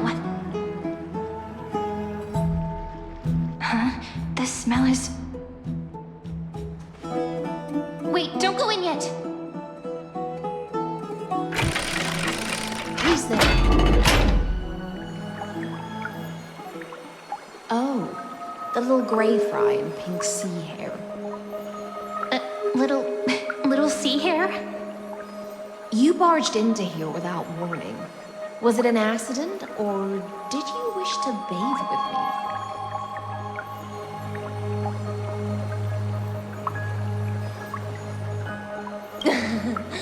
What's wrong? The Marmoreal Palace is the reef where I rest. Sorry, we didn't mean to disturb your bath. We'll leave now. It's no big deal. There's no need to panic. This is the natural state for me. People on land force themselves to wear clothes, adding unnecessary constraints. Forget it. If Dux Goldweaver heard that, she'd scold me again. All right. Please make yourselves comfortable and wait a moment. Let me first wash off the blood of the hunt, and then I'll attend to you two.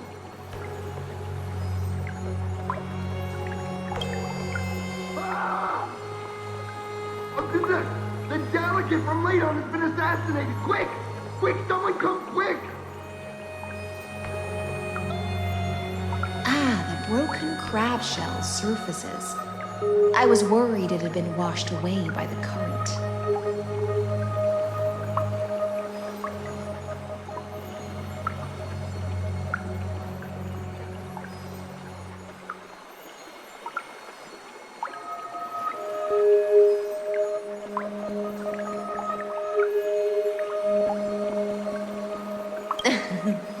Just a regular cleaning. No need to be so surprised. I see. No wonder there was a faint smell of rust in the air before I even entered. Why? Is it because the Ladonians refused to contribute troops to the Flame Chase journey? Or just because they offended the Imperator? Because the new era of the Flame Chase doesn't tolerate stagnant blood. For the ignorant masses who cling to outdated laws, only bloodletting can wake them up. Right now, the rebel forces on the frontier are rising, and Layden has been secretly supporting them. They loudly chant the slogan, "Return to the Era Chrysia," unwilling to relinquish military power. They're just building momentum for the rebellion.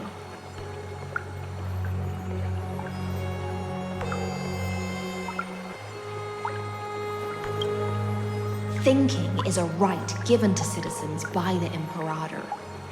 I won't interfere with your thoughts. As long as you don't try to reverse the current of the times, you and I will both be free. But, Miss Hycelens, I can't even hear the slightest hint of joy in your words. Because I've already tasted ultimate freedom.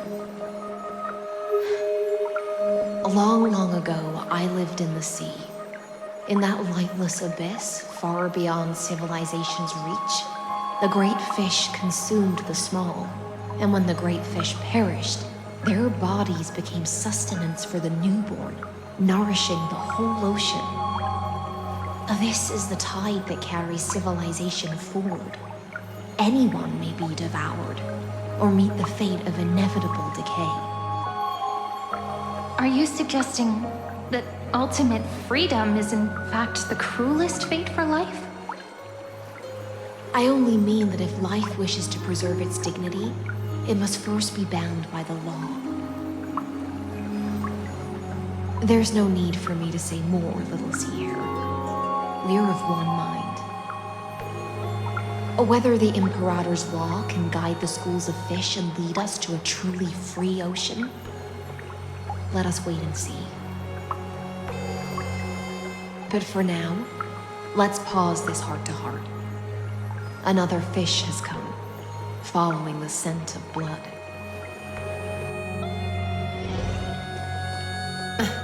Being your subordinate is such a tragedy. I'm always having to worry about the messes you leave behind. It's simply our duty to the Imperator. All ready to go in an instant.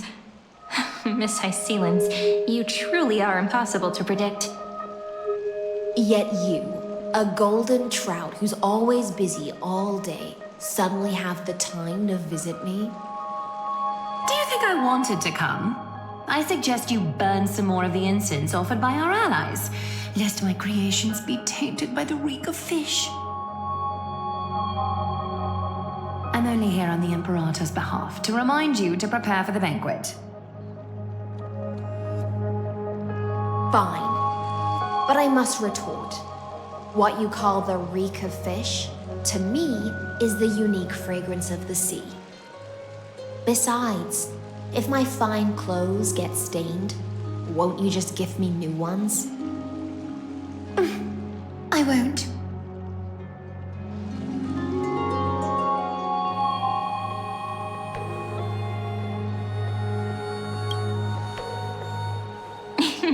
You sensed it too, huh? By the way, you both just mentioned a banquet. Could you elaborate on that? Oh, right, you don't know. Every time before a battle, or after a victory, the Imperator holds a grand feast for the Chrysos heirs to lift our spirits. For us warriors who swim constantly between life and death, these feasts are more worth looking forward to than victory.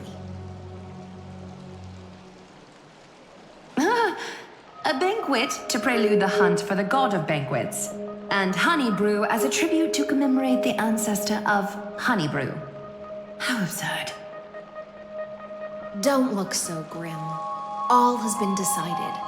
Since it's a banquet for Fagusa, why not take a leaf out of the Titan's book? Live in the moment and enjoy life to the fullest. I'm not as carefree as you. That little Dolos kitten is already causing enough trouble for me. And on top of that, I still have tailoring commissions to complete.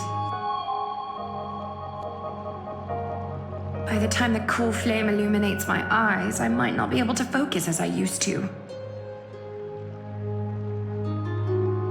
Glaya's eyes. Curious about these eyes? People often compare them to jewels. But I've already made my decision to ask romance for eyes that can see everything. I wonder what this world will look like when I take the Divine Authority.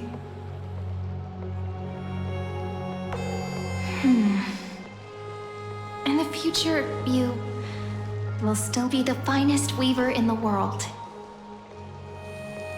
Is this also a prophecy from the Three Fates? It's even more accurate than a prophecy. After all, he has already witnessed it, right?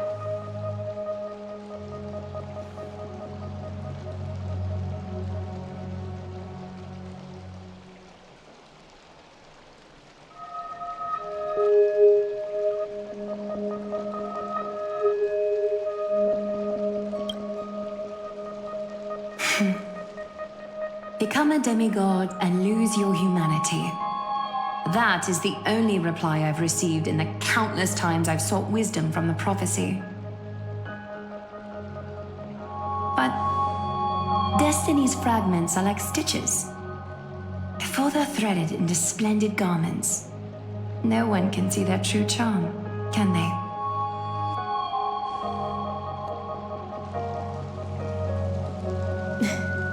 Aglaya has always been troubled by the divine duty she must bear. But thanks to you, she seems to be in much better spirits.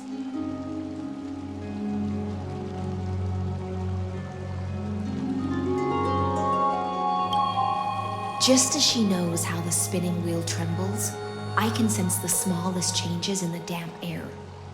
As for whether we know each other well, I've swum beside her since she was a child.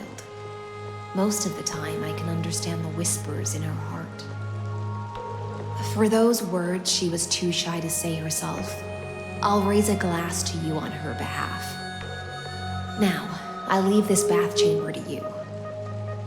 Rest well and prepare yourselves. After all, every time we drink and talk could be the last celebration we have in this life. Miss High Sealance has given us the bath chamber. It seems she really does do whatever she wants.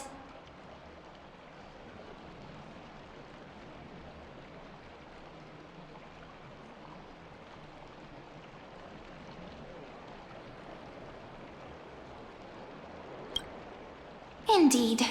But she could return at any moment. If we're having an important discussion, we must remain vigilant. So, let's seize the opportunity and report our current progress. We don't want to keep everyone beyond the sky waiting.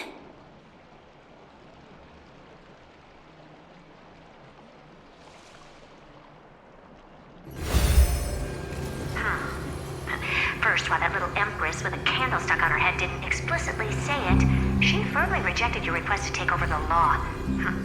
Fair enough. Second, Lygus is indeed in this timeline, but since he's somehow connected to that little empress, you have no way to find him. As expected.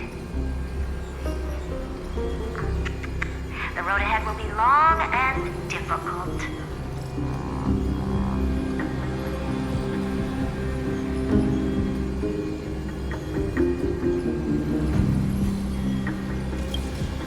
It's all just a guess. What? Did I guess right? We've made some progress here too, but nothing to get too excited about. Our time is short, so let me summarize. Concerning the origin of that Intellitron, the firewall he created uses Contorsane algebraic expressions. But ever since Aiden invented the 9-worded formula, this kind of mathematical logic no longer exists in the cosmos. Lygus is definitely connected to Genius Society, so stay alert.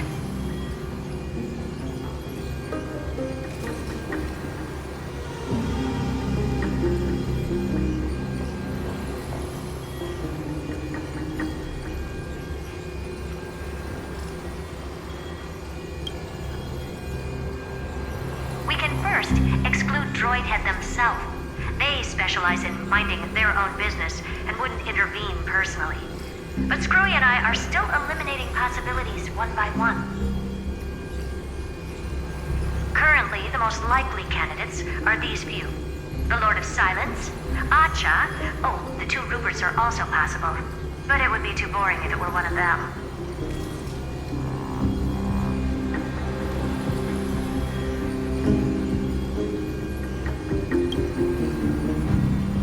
That's all I have to say. will depend on you to continue pushing things forward within this world. Keep in touch regularly. And remember, don't let your guard down.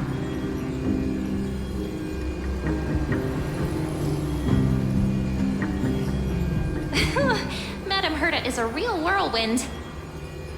Well then, let's use the banquet Aglaya mentioned as our next starting point. Ceridra's trusted followers should all be present at that time. It'll be a good opportunity to get closer to them.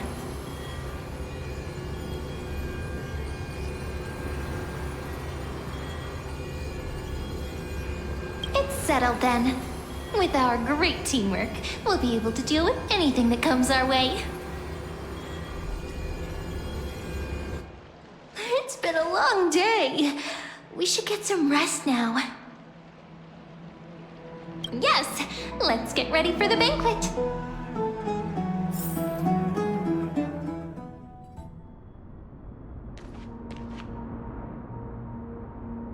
Look, the venue's right ahead.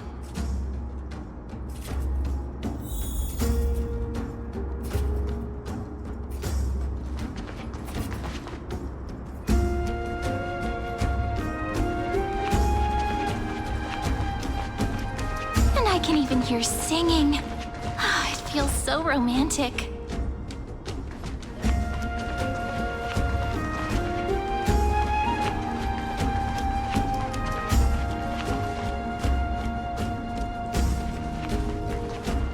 Honored guests, wait here for a moment.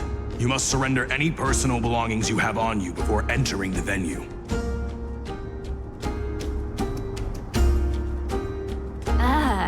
This hero always brings down the vibe whenever he shows up. The Imperator's elevated position means she must always remain meticulous and careful. Please do as I say, guests. It would avoid any unnecessary misunderstandings. I get that you don't want people to bring outside food into the banquet, but is it really necessary to confiscate the books and quill pens? Even a quill pen can become a deadly weapon in the right hands. I'm asking for all your items. All, Miss Cyrene. Your belongings will remain safe. They will be looked after appropriately by dedicated staff. Looked after appropriately? Dedicated staff? Talk about a vague choice of words.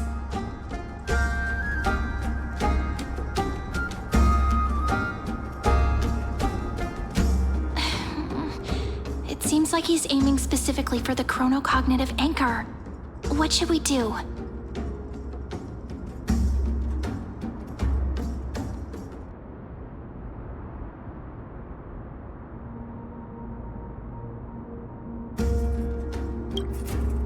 My gut feeling, huh? Why don't we go with their plan and hand over the chronocognitive anchor to be looked after? After all, if the little Imperator is paying this much attention to you, she probably already knows all about our whispered conversation with the geniuses. I can pretty much guess what'll happen next. But that's actually gonna be our shortcut, right? Guests. All right, we'll listen to you. Here you go. Also, please pass on a message to the Imperator from us. She can trust my friend, anywhere, anytime. Thank you for your cooperation. The Imperator has some urgent business she needs to attend to and will arrive shortly. Why don't you head in with the other guests first and enjoy the feast? Isn't Ceridra supposed to be the focus of the banquet? But she's not even here. Why is it so difficult to talk to her?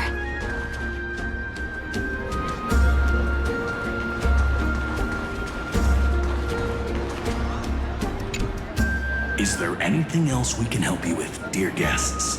Or do you want me to recount the great Imperator's heroic deeds? Hey, Labinas. I managed to get some honey brew that the scholars hid in the cellar. Wanna try it?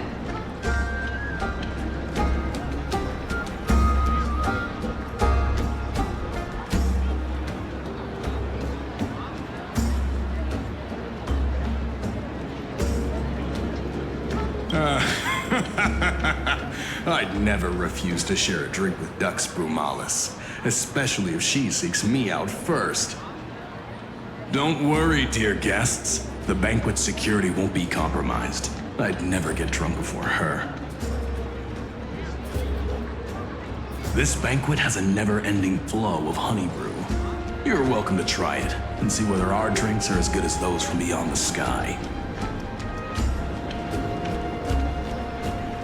Thank you for the offer, but we're more interested in knowing when the Imperator will be back. The Imperator? Who knows? Maybe she's hiding somewhere, thinking up weird ideas again. If you ask me, she's never treated us soldiers properly, even though we put our necks on the line for her.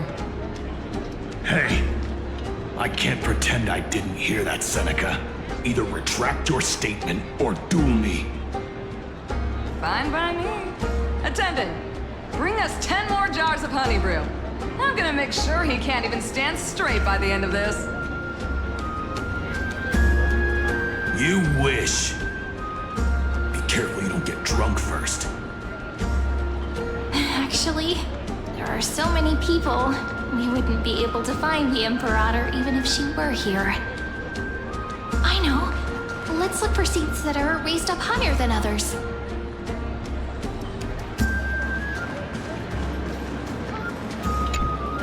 Aggie, if you can't get used to the honey brew, we will go ask for a pot and cook some oatmeal for you. No need for that. This banquet is just too loud. And nothing and no one here is interesting. I just don't really want to be here. Lies! You were pretty energized when you came back from the bath chamber. Let me guess. Are you worrying about someone? About High Sealins? Or Little Cypher? You take everything too seriously. At this rate, life's gonna be real tough for you later on. You're the least qualified to lecture me about that, teacher.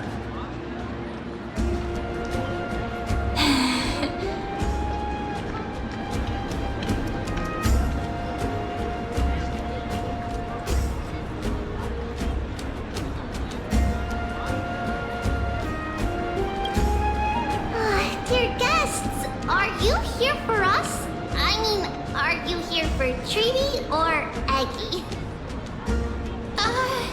No. I'm just wondering whether you've seen the Imperator. The Imperator? No, we haven't. Our sovereign has always acted however she pleases. Though she gave us ranks, she'd never tell anyone her whereabouts. Perhaps the only thing she tolerates are chess pieces. And the sky reflected upon her crown. I see. Why do you two look so distressed? That's not what the deliverer should look like. Why don't we have a toast? While we still have time for pleasure. Here. To the destinies and sacrifices of the next millennium. Then we will toast to the tomorrow that will set fate free!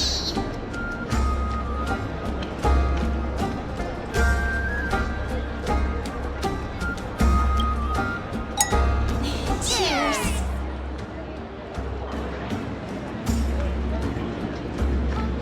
Called it! Oatmeal suits us way better than honey brew. Ooh.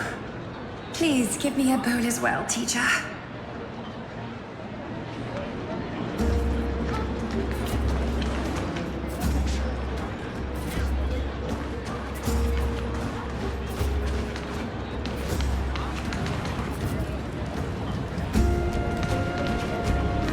Did you hear that the Flame Chase journey will end after we win this campaign? But there are so many Titans we haven't fought yet. Come on. The Deliverer from beyond the sky is here, so we don't need to follow the process like before.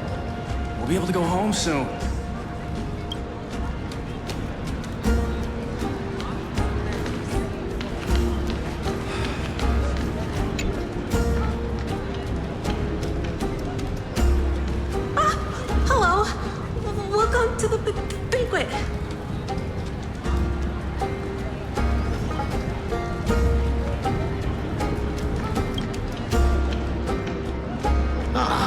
So the Deliverer is attending this event, as expected.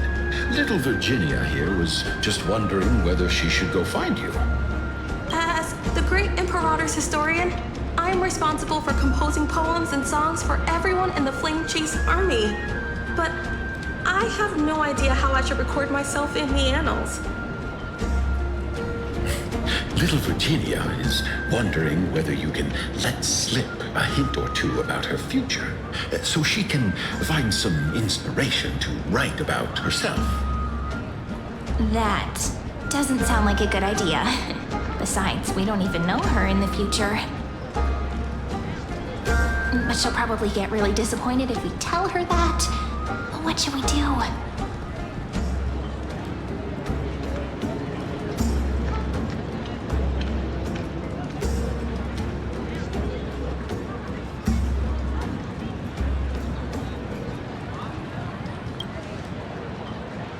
All right, I got it. We can't reveal too much, but I think it wouldn't hurt to start your poem with the future. Maybe use something like, with hope, I write down the tale of tomorrow for myself. Silently waiting, day after day, till the moment it fulfills its promise. How's that? Oh, that's exactly what I'm after! I'm so inspired! Thank you so much! I feel like I can actually finish composing the heroic saga of Flame Chase once we end this campaign!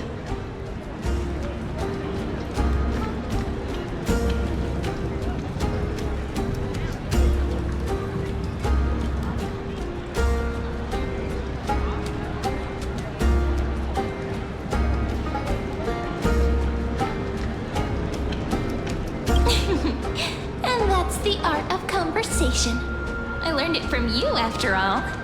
So, how did I do? By the way, in return for that, are you able to tell us where the Imperator is? The Imperator? She usually wouldn't arrive this early. She believes that rulers should stay silent in places where their subjects hold private conversations. Why don't we have a toast before she arrives? To reason, which is held but not revealed. To romance, which will surely be returned.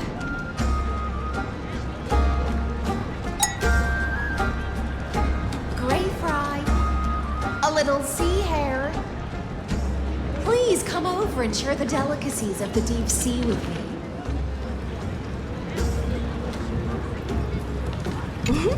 What a romantic conclusion. Let me have a few jars of honey brew as a treat. Now, don't drink too much.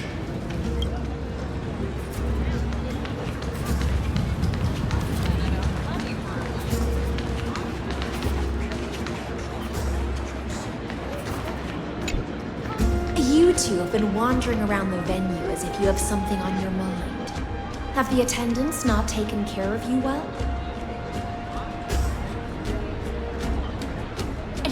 No, we love it here. It's just... we're a little concerned, seeing how the Imperator still hasn't arrived. Don't worry. I know what you've been waiting for. Come, sit with me for a while, will you? I'd like to share a personal secret with you.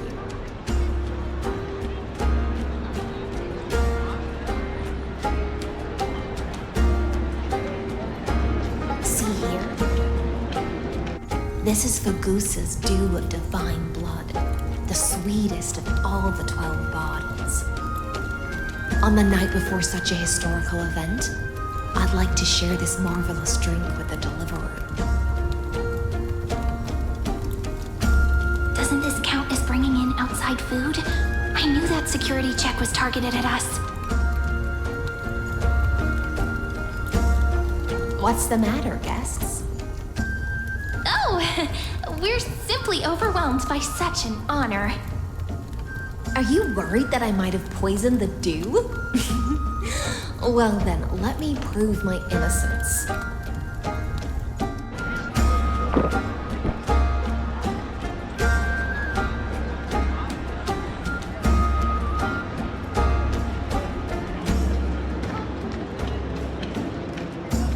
See?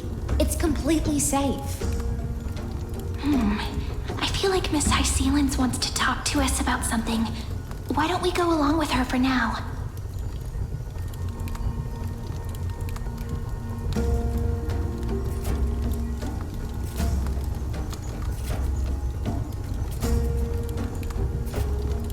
Worry not. Honeydew's not alcohol. It won't get you drunk. On the contrary, it can make your mind even sharper.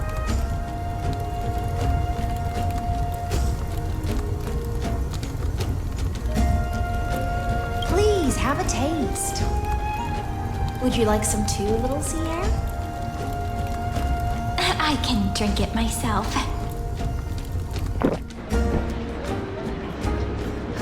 How is it? Sweet enough?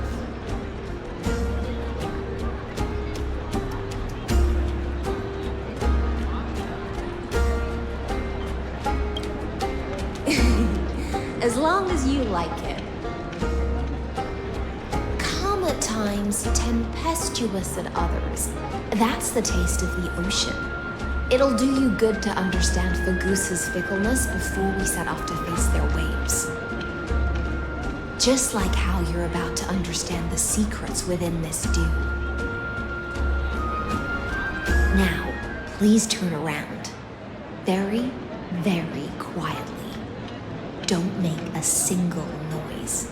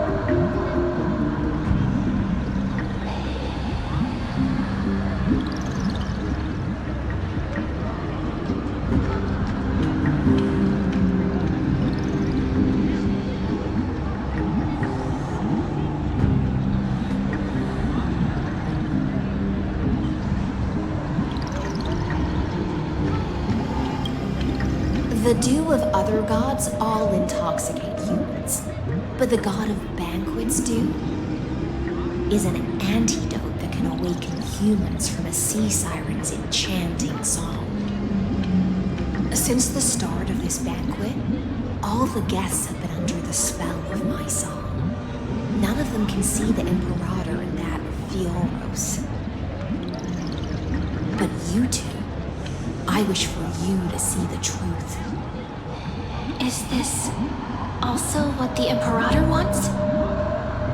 This is my personal request. I can't bring myself to trust that Fioros. The Flame Chase Army changed after he descended with Orynyx's divination and brought the prophecy of the stars to Akama. His seductive whispers harbor something malicious within and will ensnare those of us blinded by ambition. You are the deliverers of the prophecy and know about him far more than I do. Perhaps only you can find traces of the truth from his actions and words. Then we can show the Imperator the right path forward. Oh, but isn't this acting behind her back? Amphorius has become far too weak. Even heroic actions protecting her from harm must be conducted under the water's surface. I am the Imperator's blade, and I must clear the way for her while remaining concealed in the torrents. Then, ensure I'm pointing my sword towards the true enemy. Can you promise me something, Miss Hysealins? Ask away. My friend has in fact come here to stop that villain's evil scheme. Our goals are aligned. But as to the decision the Imperator must make, he has no wish to transgress her authority. We just want to tell her everything we know. I believe the Imperator will be able to tell right from wrong. I never doubted your loyalty. I'll pass your words faithfully on to her. Provided we can gain the advantage in this tug of war, that is.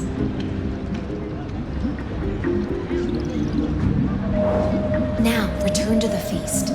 Bring this cup with you and keep your distance. Pretend you are still immersed in the sea siren's fantasia. And I'll control the moisture in the air.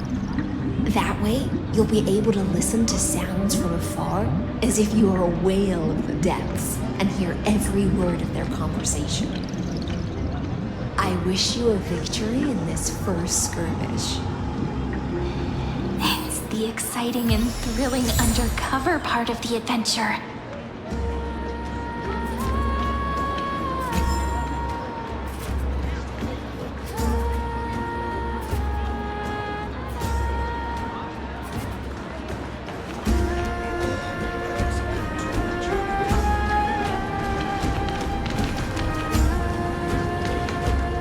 Let's mingle in the crowds here.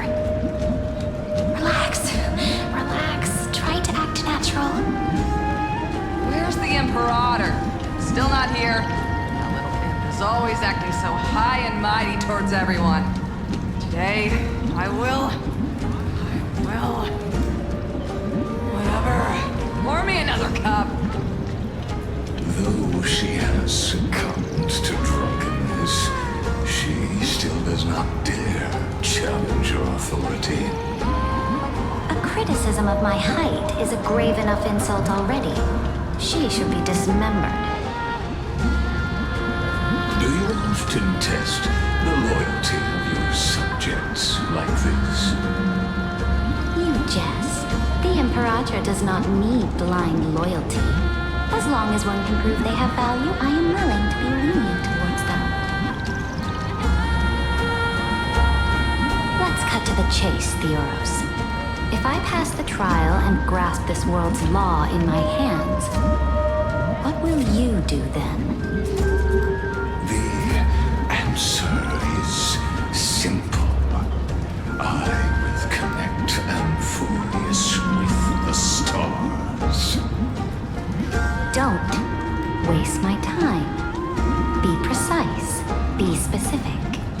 I won't ask a second time. Allow me to adjust my statement. I will correct the regulations within the old law that sealed off Amphorius and merge the black tide with the torrents of Era Nova.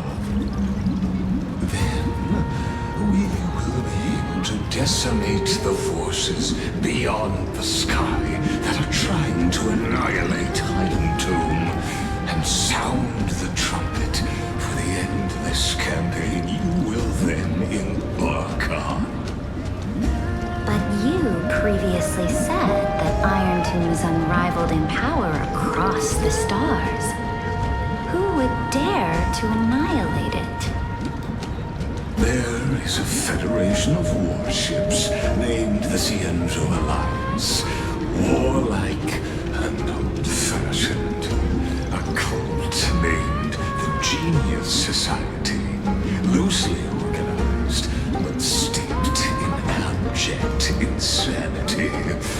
Oh, there's also the Astral Express. A group of lawless vagrants. That so-called Deliverer is part of that last group.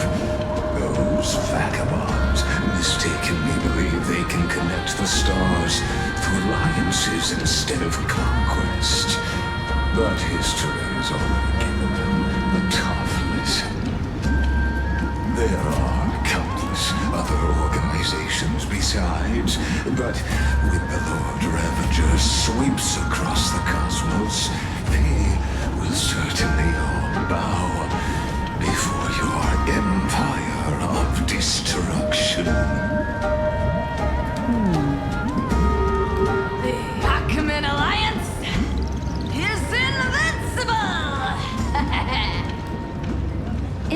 those civilizations are not as feeble as you describe, then they may still have some value in testing the quality of my blade. That being said, even the smallest and weakest city-states should build an obelisk to the Imperator, so that their people can constantly recall the glory of her conquests. Walk a little longer with me, Theoros. I don't like how this is going. Our little Imperator seems fascinated by the destruction. Grapevine! A little sea air? It seems like they're still talking. Get closer. I'll keep carrying their voices to me.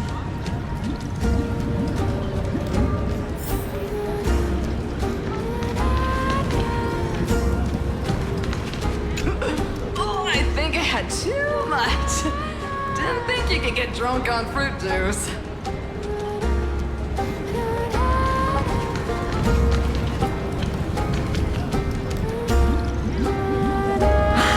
What a difficult situation. No matter how we position our forces, this battle against Fagusa will result in many casualties. That's not something you or I should consider. The Imperator has already placed the chess pieces. We just need to fight for her until our last breath. How astonishing. The commanders under you have such different personalities, yet they share the same loyalty.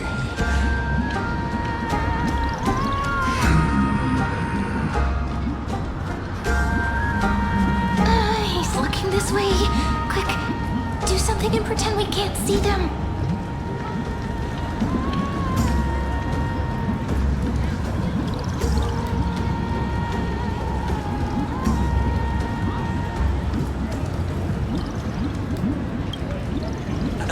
So, you have this super duper speedy rotation of destruction into Amphorius.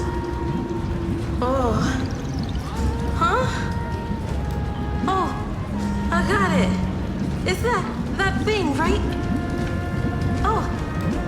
The one behind the research and development of this golden blood principle is Idonia's manager. Oh dear. Seems like you've met your match, partner. I'm so full of inspiration right now. And I feel so light. What's the matter? My apologies. I was just checking whether everything was fine with those two distinguished guests of yours. And it seems like all is well. Let us continue our previous conversation regarding the soldiers fighting for you. Are they aware of the price they must pay for the trial of law? If I recall correctly, you've already lost a bout against Talantum due to offering insufficient sacrifices. You dare mention my name alongside the word lost? Forgive my transgression, great Imperator. Watch your words and actions. All you need to know is that my victory in the trial is guaranteed. Even without the trial of law, they've already sworn to give their lives for my conquest. So tell me, if everything happens according to our agreement, how would you recommend I deal with that deliverer?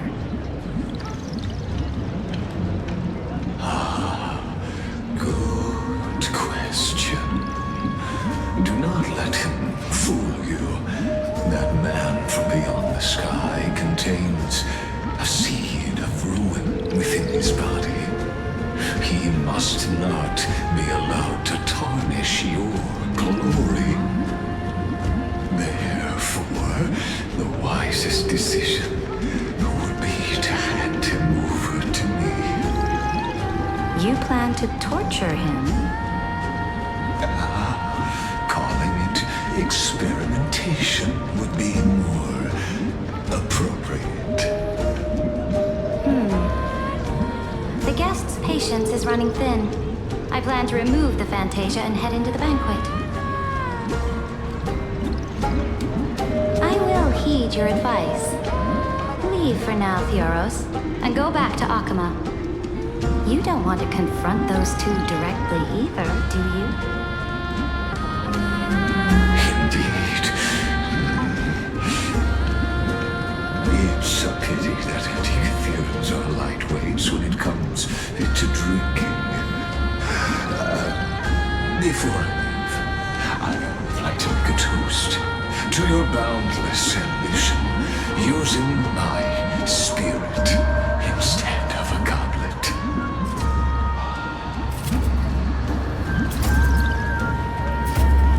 As I expected, that Theoros' schemes have been revealed.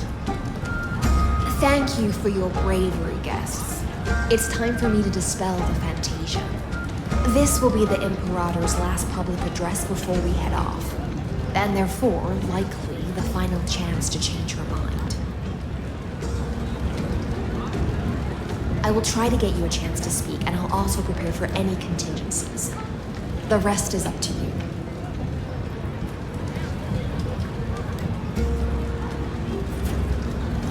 You should head back to your seats for now.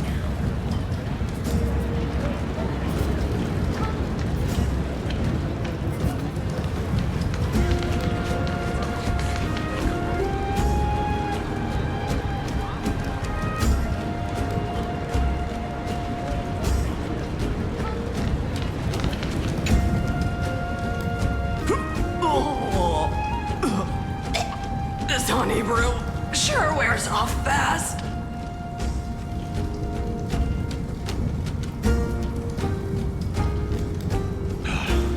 The Imperator! The Imperator has arrived! No need for formalities. I should be apologizing for my tardiness instead. The hour draws late, and I trust you have all had your fill of brews. Therefore, I will not observe the usual ceremonies. Any warrior who has fought by my side should have those speeches memorized by now. The Imperator's word is law! Are you out of your mind, Dux Frigoris? The Imperator hates flattery most of all.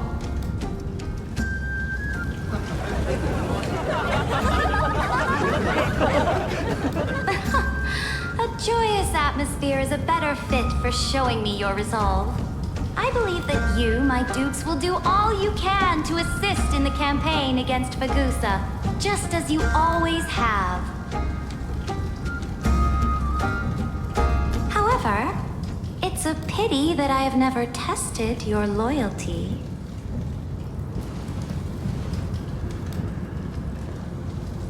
What does she mean? The purpose of tonight's banquet is not to raise our morale, but to establish which allies our alliance can actually trust. And sever the heads of the traitors as a toast to all before we march. Yes, some among us have discarded their vows in order to foment vile conspiracies. Now listen! These traitors are standing right here in broad daylight.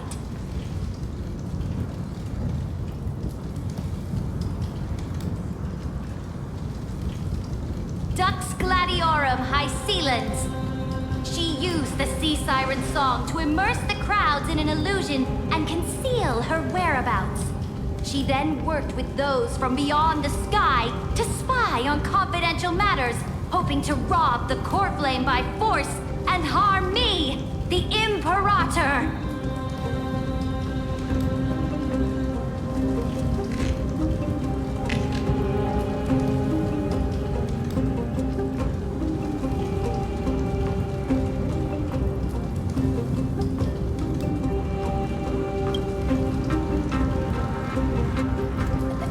Imperator, I can explain.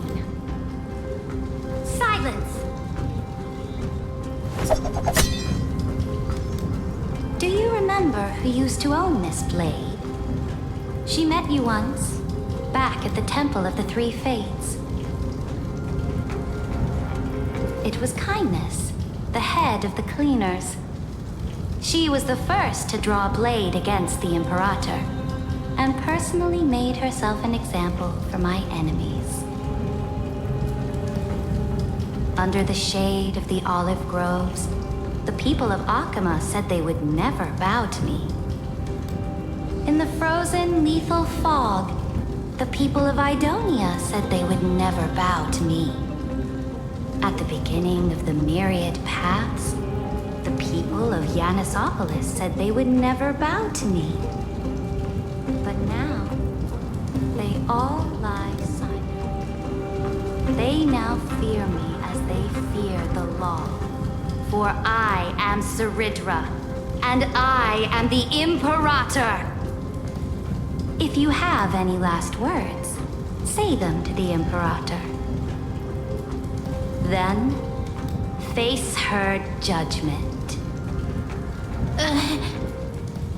After I cross this river, it will be a tragedy for mankind.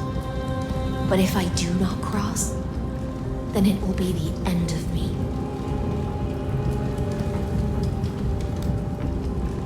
If you are ready, then I'll follow you and fight to the last. Deliverer.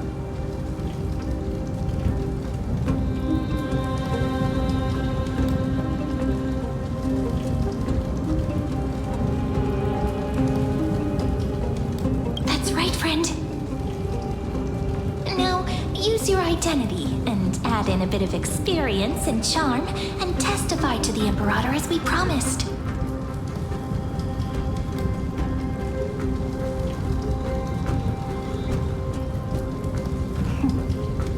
You think you can slay a king using your words instead of a sword? I'll have it. Show me the weight of rhetoric from beyond the sky. Will it weigh heavier than 3 human lives? Let's watch our words carefully.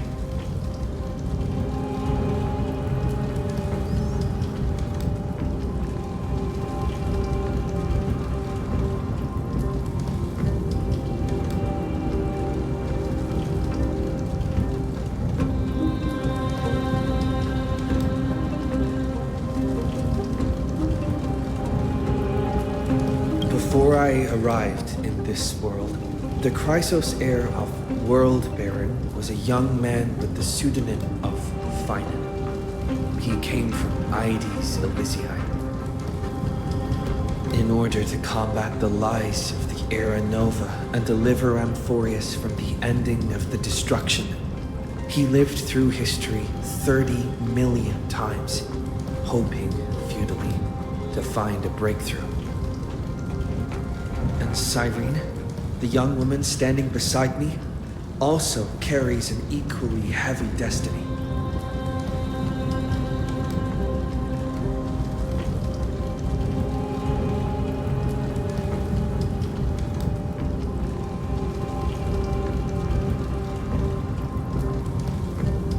Iron Tomb is the ultimate end of Amphorius' destiny. It is an embodiment of pure horror that walks the path of destruction and can never be tamed. That is the only thing Lycus cares about. As for Amphorius, your glory and campaigns, he doesn't care about any of those. He will most certainly betray you. When that time comes, all of us will be ground to dust by the destruction.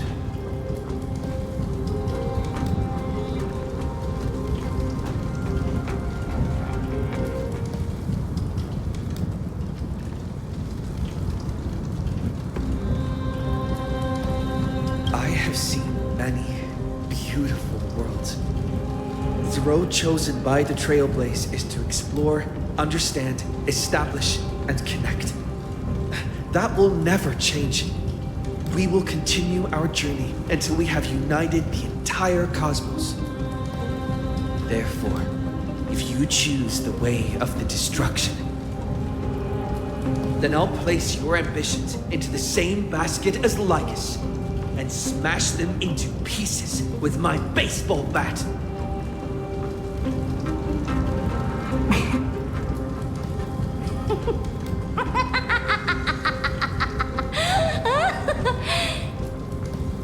That was truly a chaotic speech. All that needs to be said has been said. Dux Frigoris, Dux Bromalis, escort the traitors to the prison.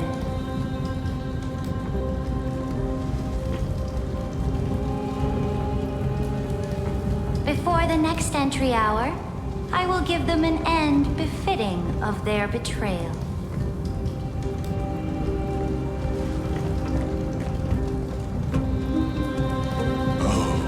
Great Imperator, your ambition certainly eclipses all things. You're still here, Theoros. Of course. As the Theoros, I simply cannot miss this moment, miss witnessing the fall of a nameless one. Perhaps I'm waiting for you to give me an answer. Why would someone as powerful as you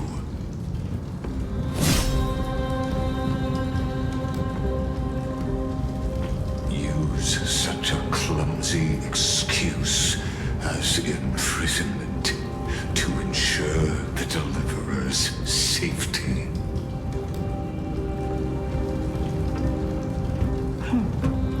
So you finally tossed aside your act. I must point out that you are just as impressive an actor.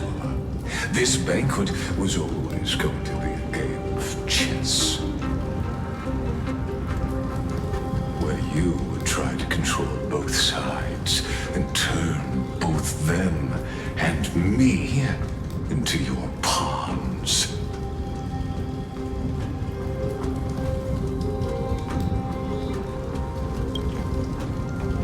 That's right. That little Imperator never trusted anyone. She was always trying to see which side had more sincerity.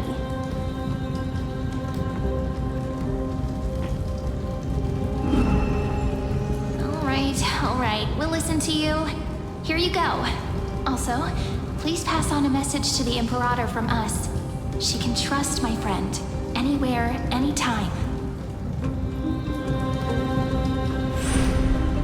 But as to the decision the Imperator must make, he has no wish to transgress her authority. We just want to tell her everything we know.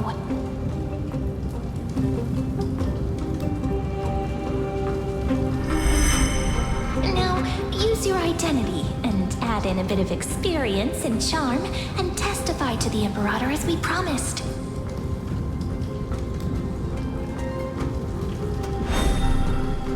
And we won. Sincerity will always remain the greatest shortcut to people's hearts.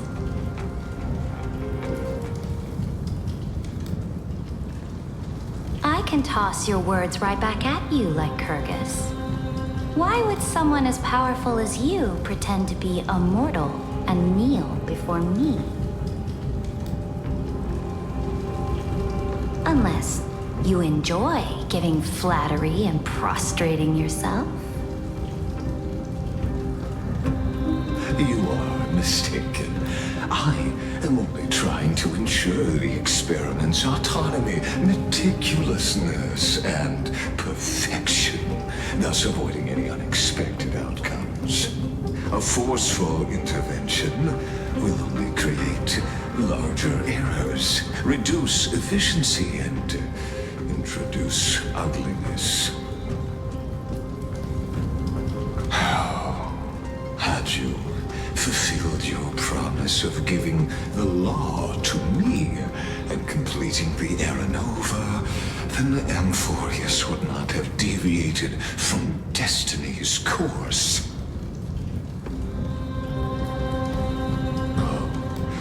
But you broke your promise. What a pity.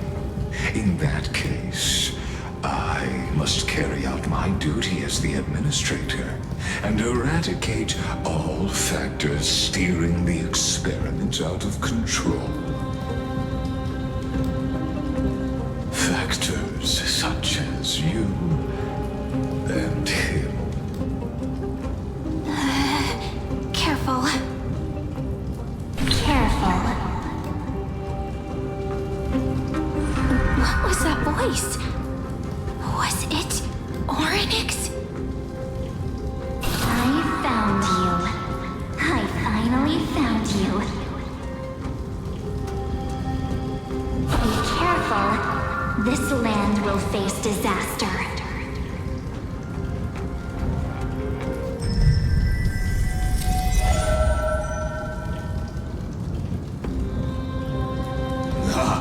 The time of judgment is nigh, my lord. The prison I have built for you is now complete. In the name of the erudition, I invite you to step into the same cage as mine.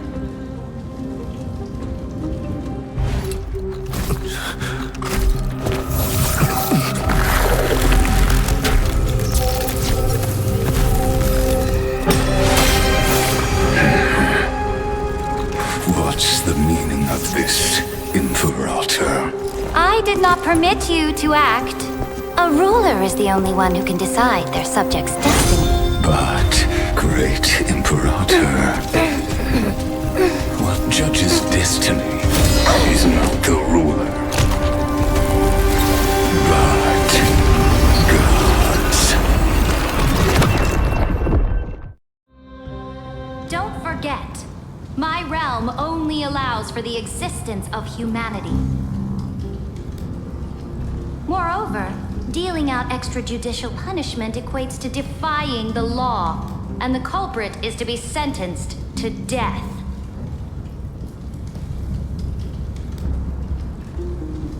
But you have seen how I can erase life from this world with just a clap of my hands. I fear you are still quite unaware of your current situation. Allow me to reiterate.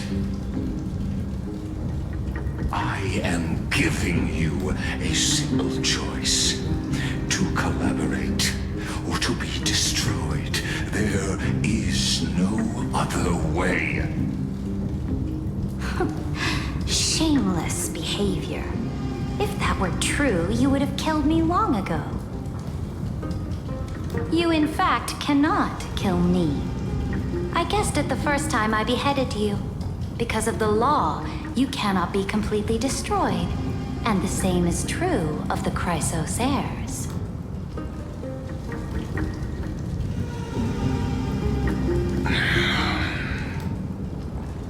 The more you bluff now, the more you are proving that conjecture to be true.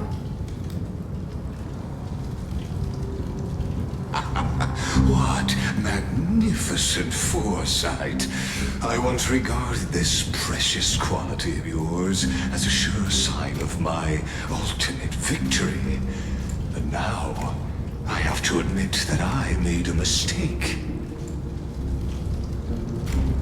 Yet, as a mere mortal, how will you contend against the Theoros? We are both slaves to hubris. But do you know what differentiates us, Lycurgus? I will never be blinded by my pride. If I wish to break the scale's balance, I only need to appeal to external forces and use them for my own ends.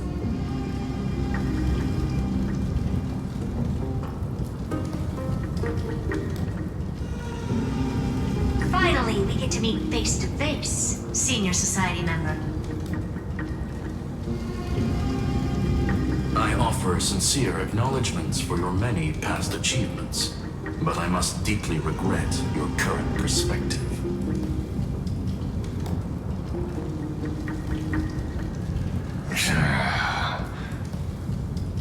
Trust me when I say that you aren't the only one feeling regret right now. Screw them.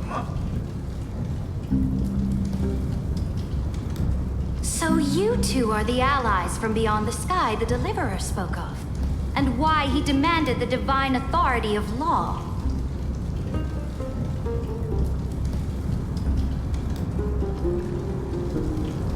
Come and prove your strength to me. Show me the power of these so-called paths.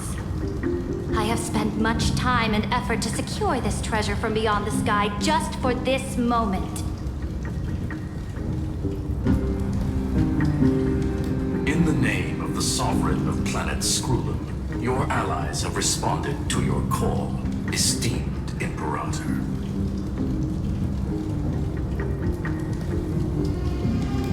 Please allow me to spell the situation out for you, Lord Lycus. Permission to read the ultimate protocol is already in my hands. It'll only be a matter of time before we acquire the authority to write and execute commands as well. There's no way the flame chase journey will continue after you burnt your bridges so thoroughly like this. Do you really think you can still win? Oh, seriously. Don't embarrass the society.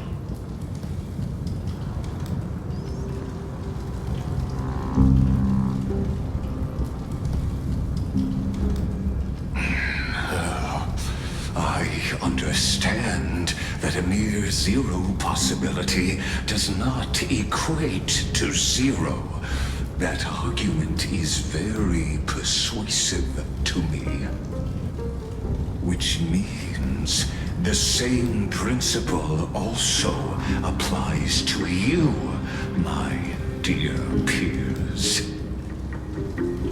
You will never be a match for me in a world constructed through Catorzane algebraic expressions. And as for Aranova,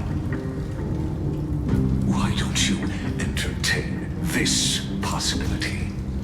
What if I reduced Akama to rubble and ground her people into minced meat?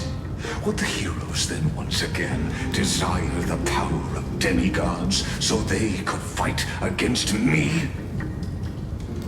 Listen, Iron Tomb is fated to be born. You may shackle me and put me in chains, but I have thousands of ways to ensure the destruction's descent.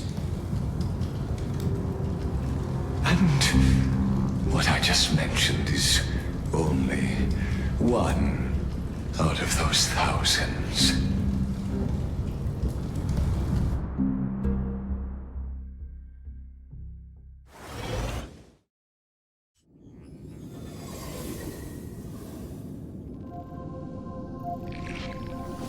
This is the place outside the legend?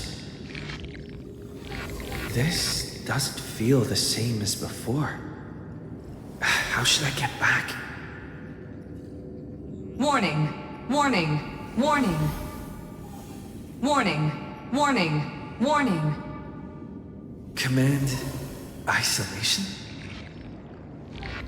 Since we parted ways last time, I have modified the exolith into an audience area exclusive to you. Now, you'll be able to silently wait here for the final act of Amphorius to begin.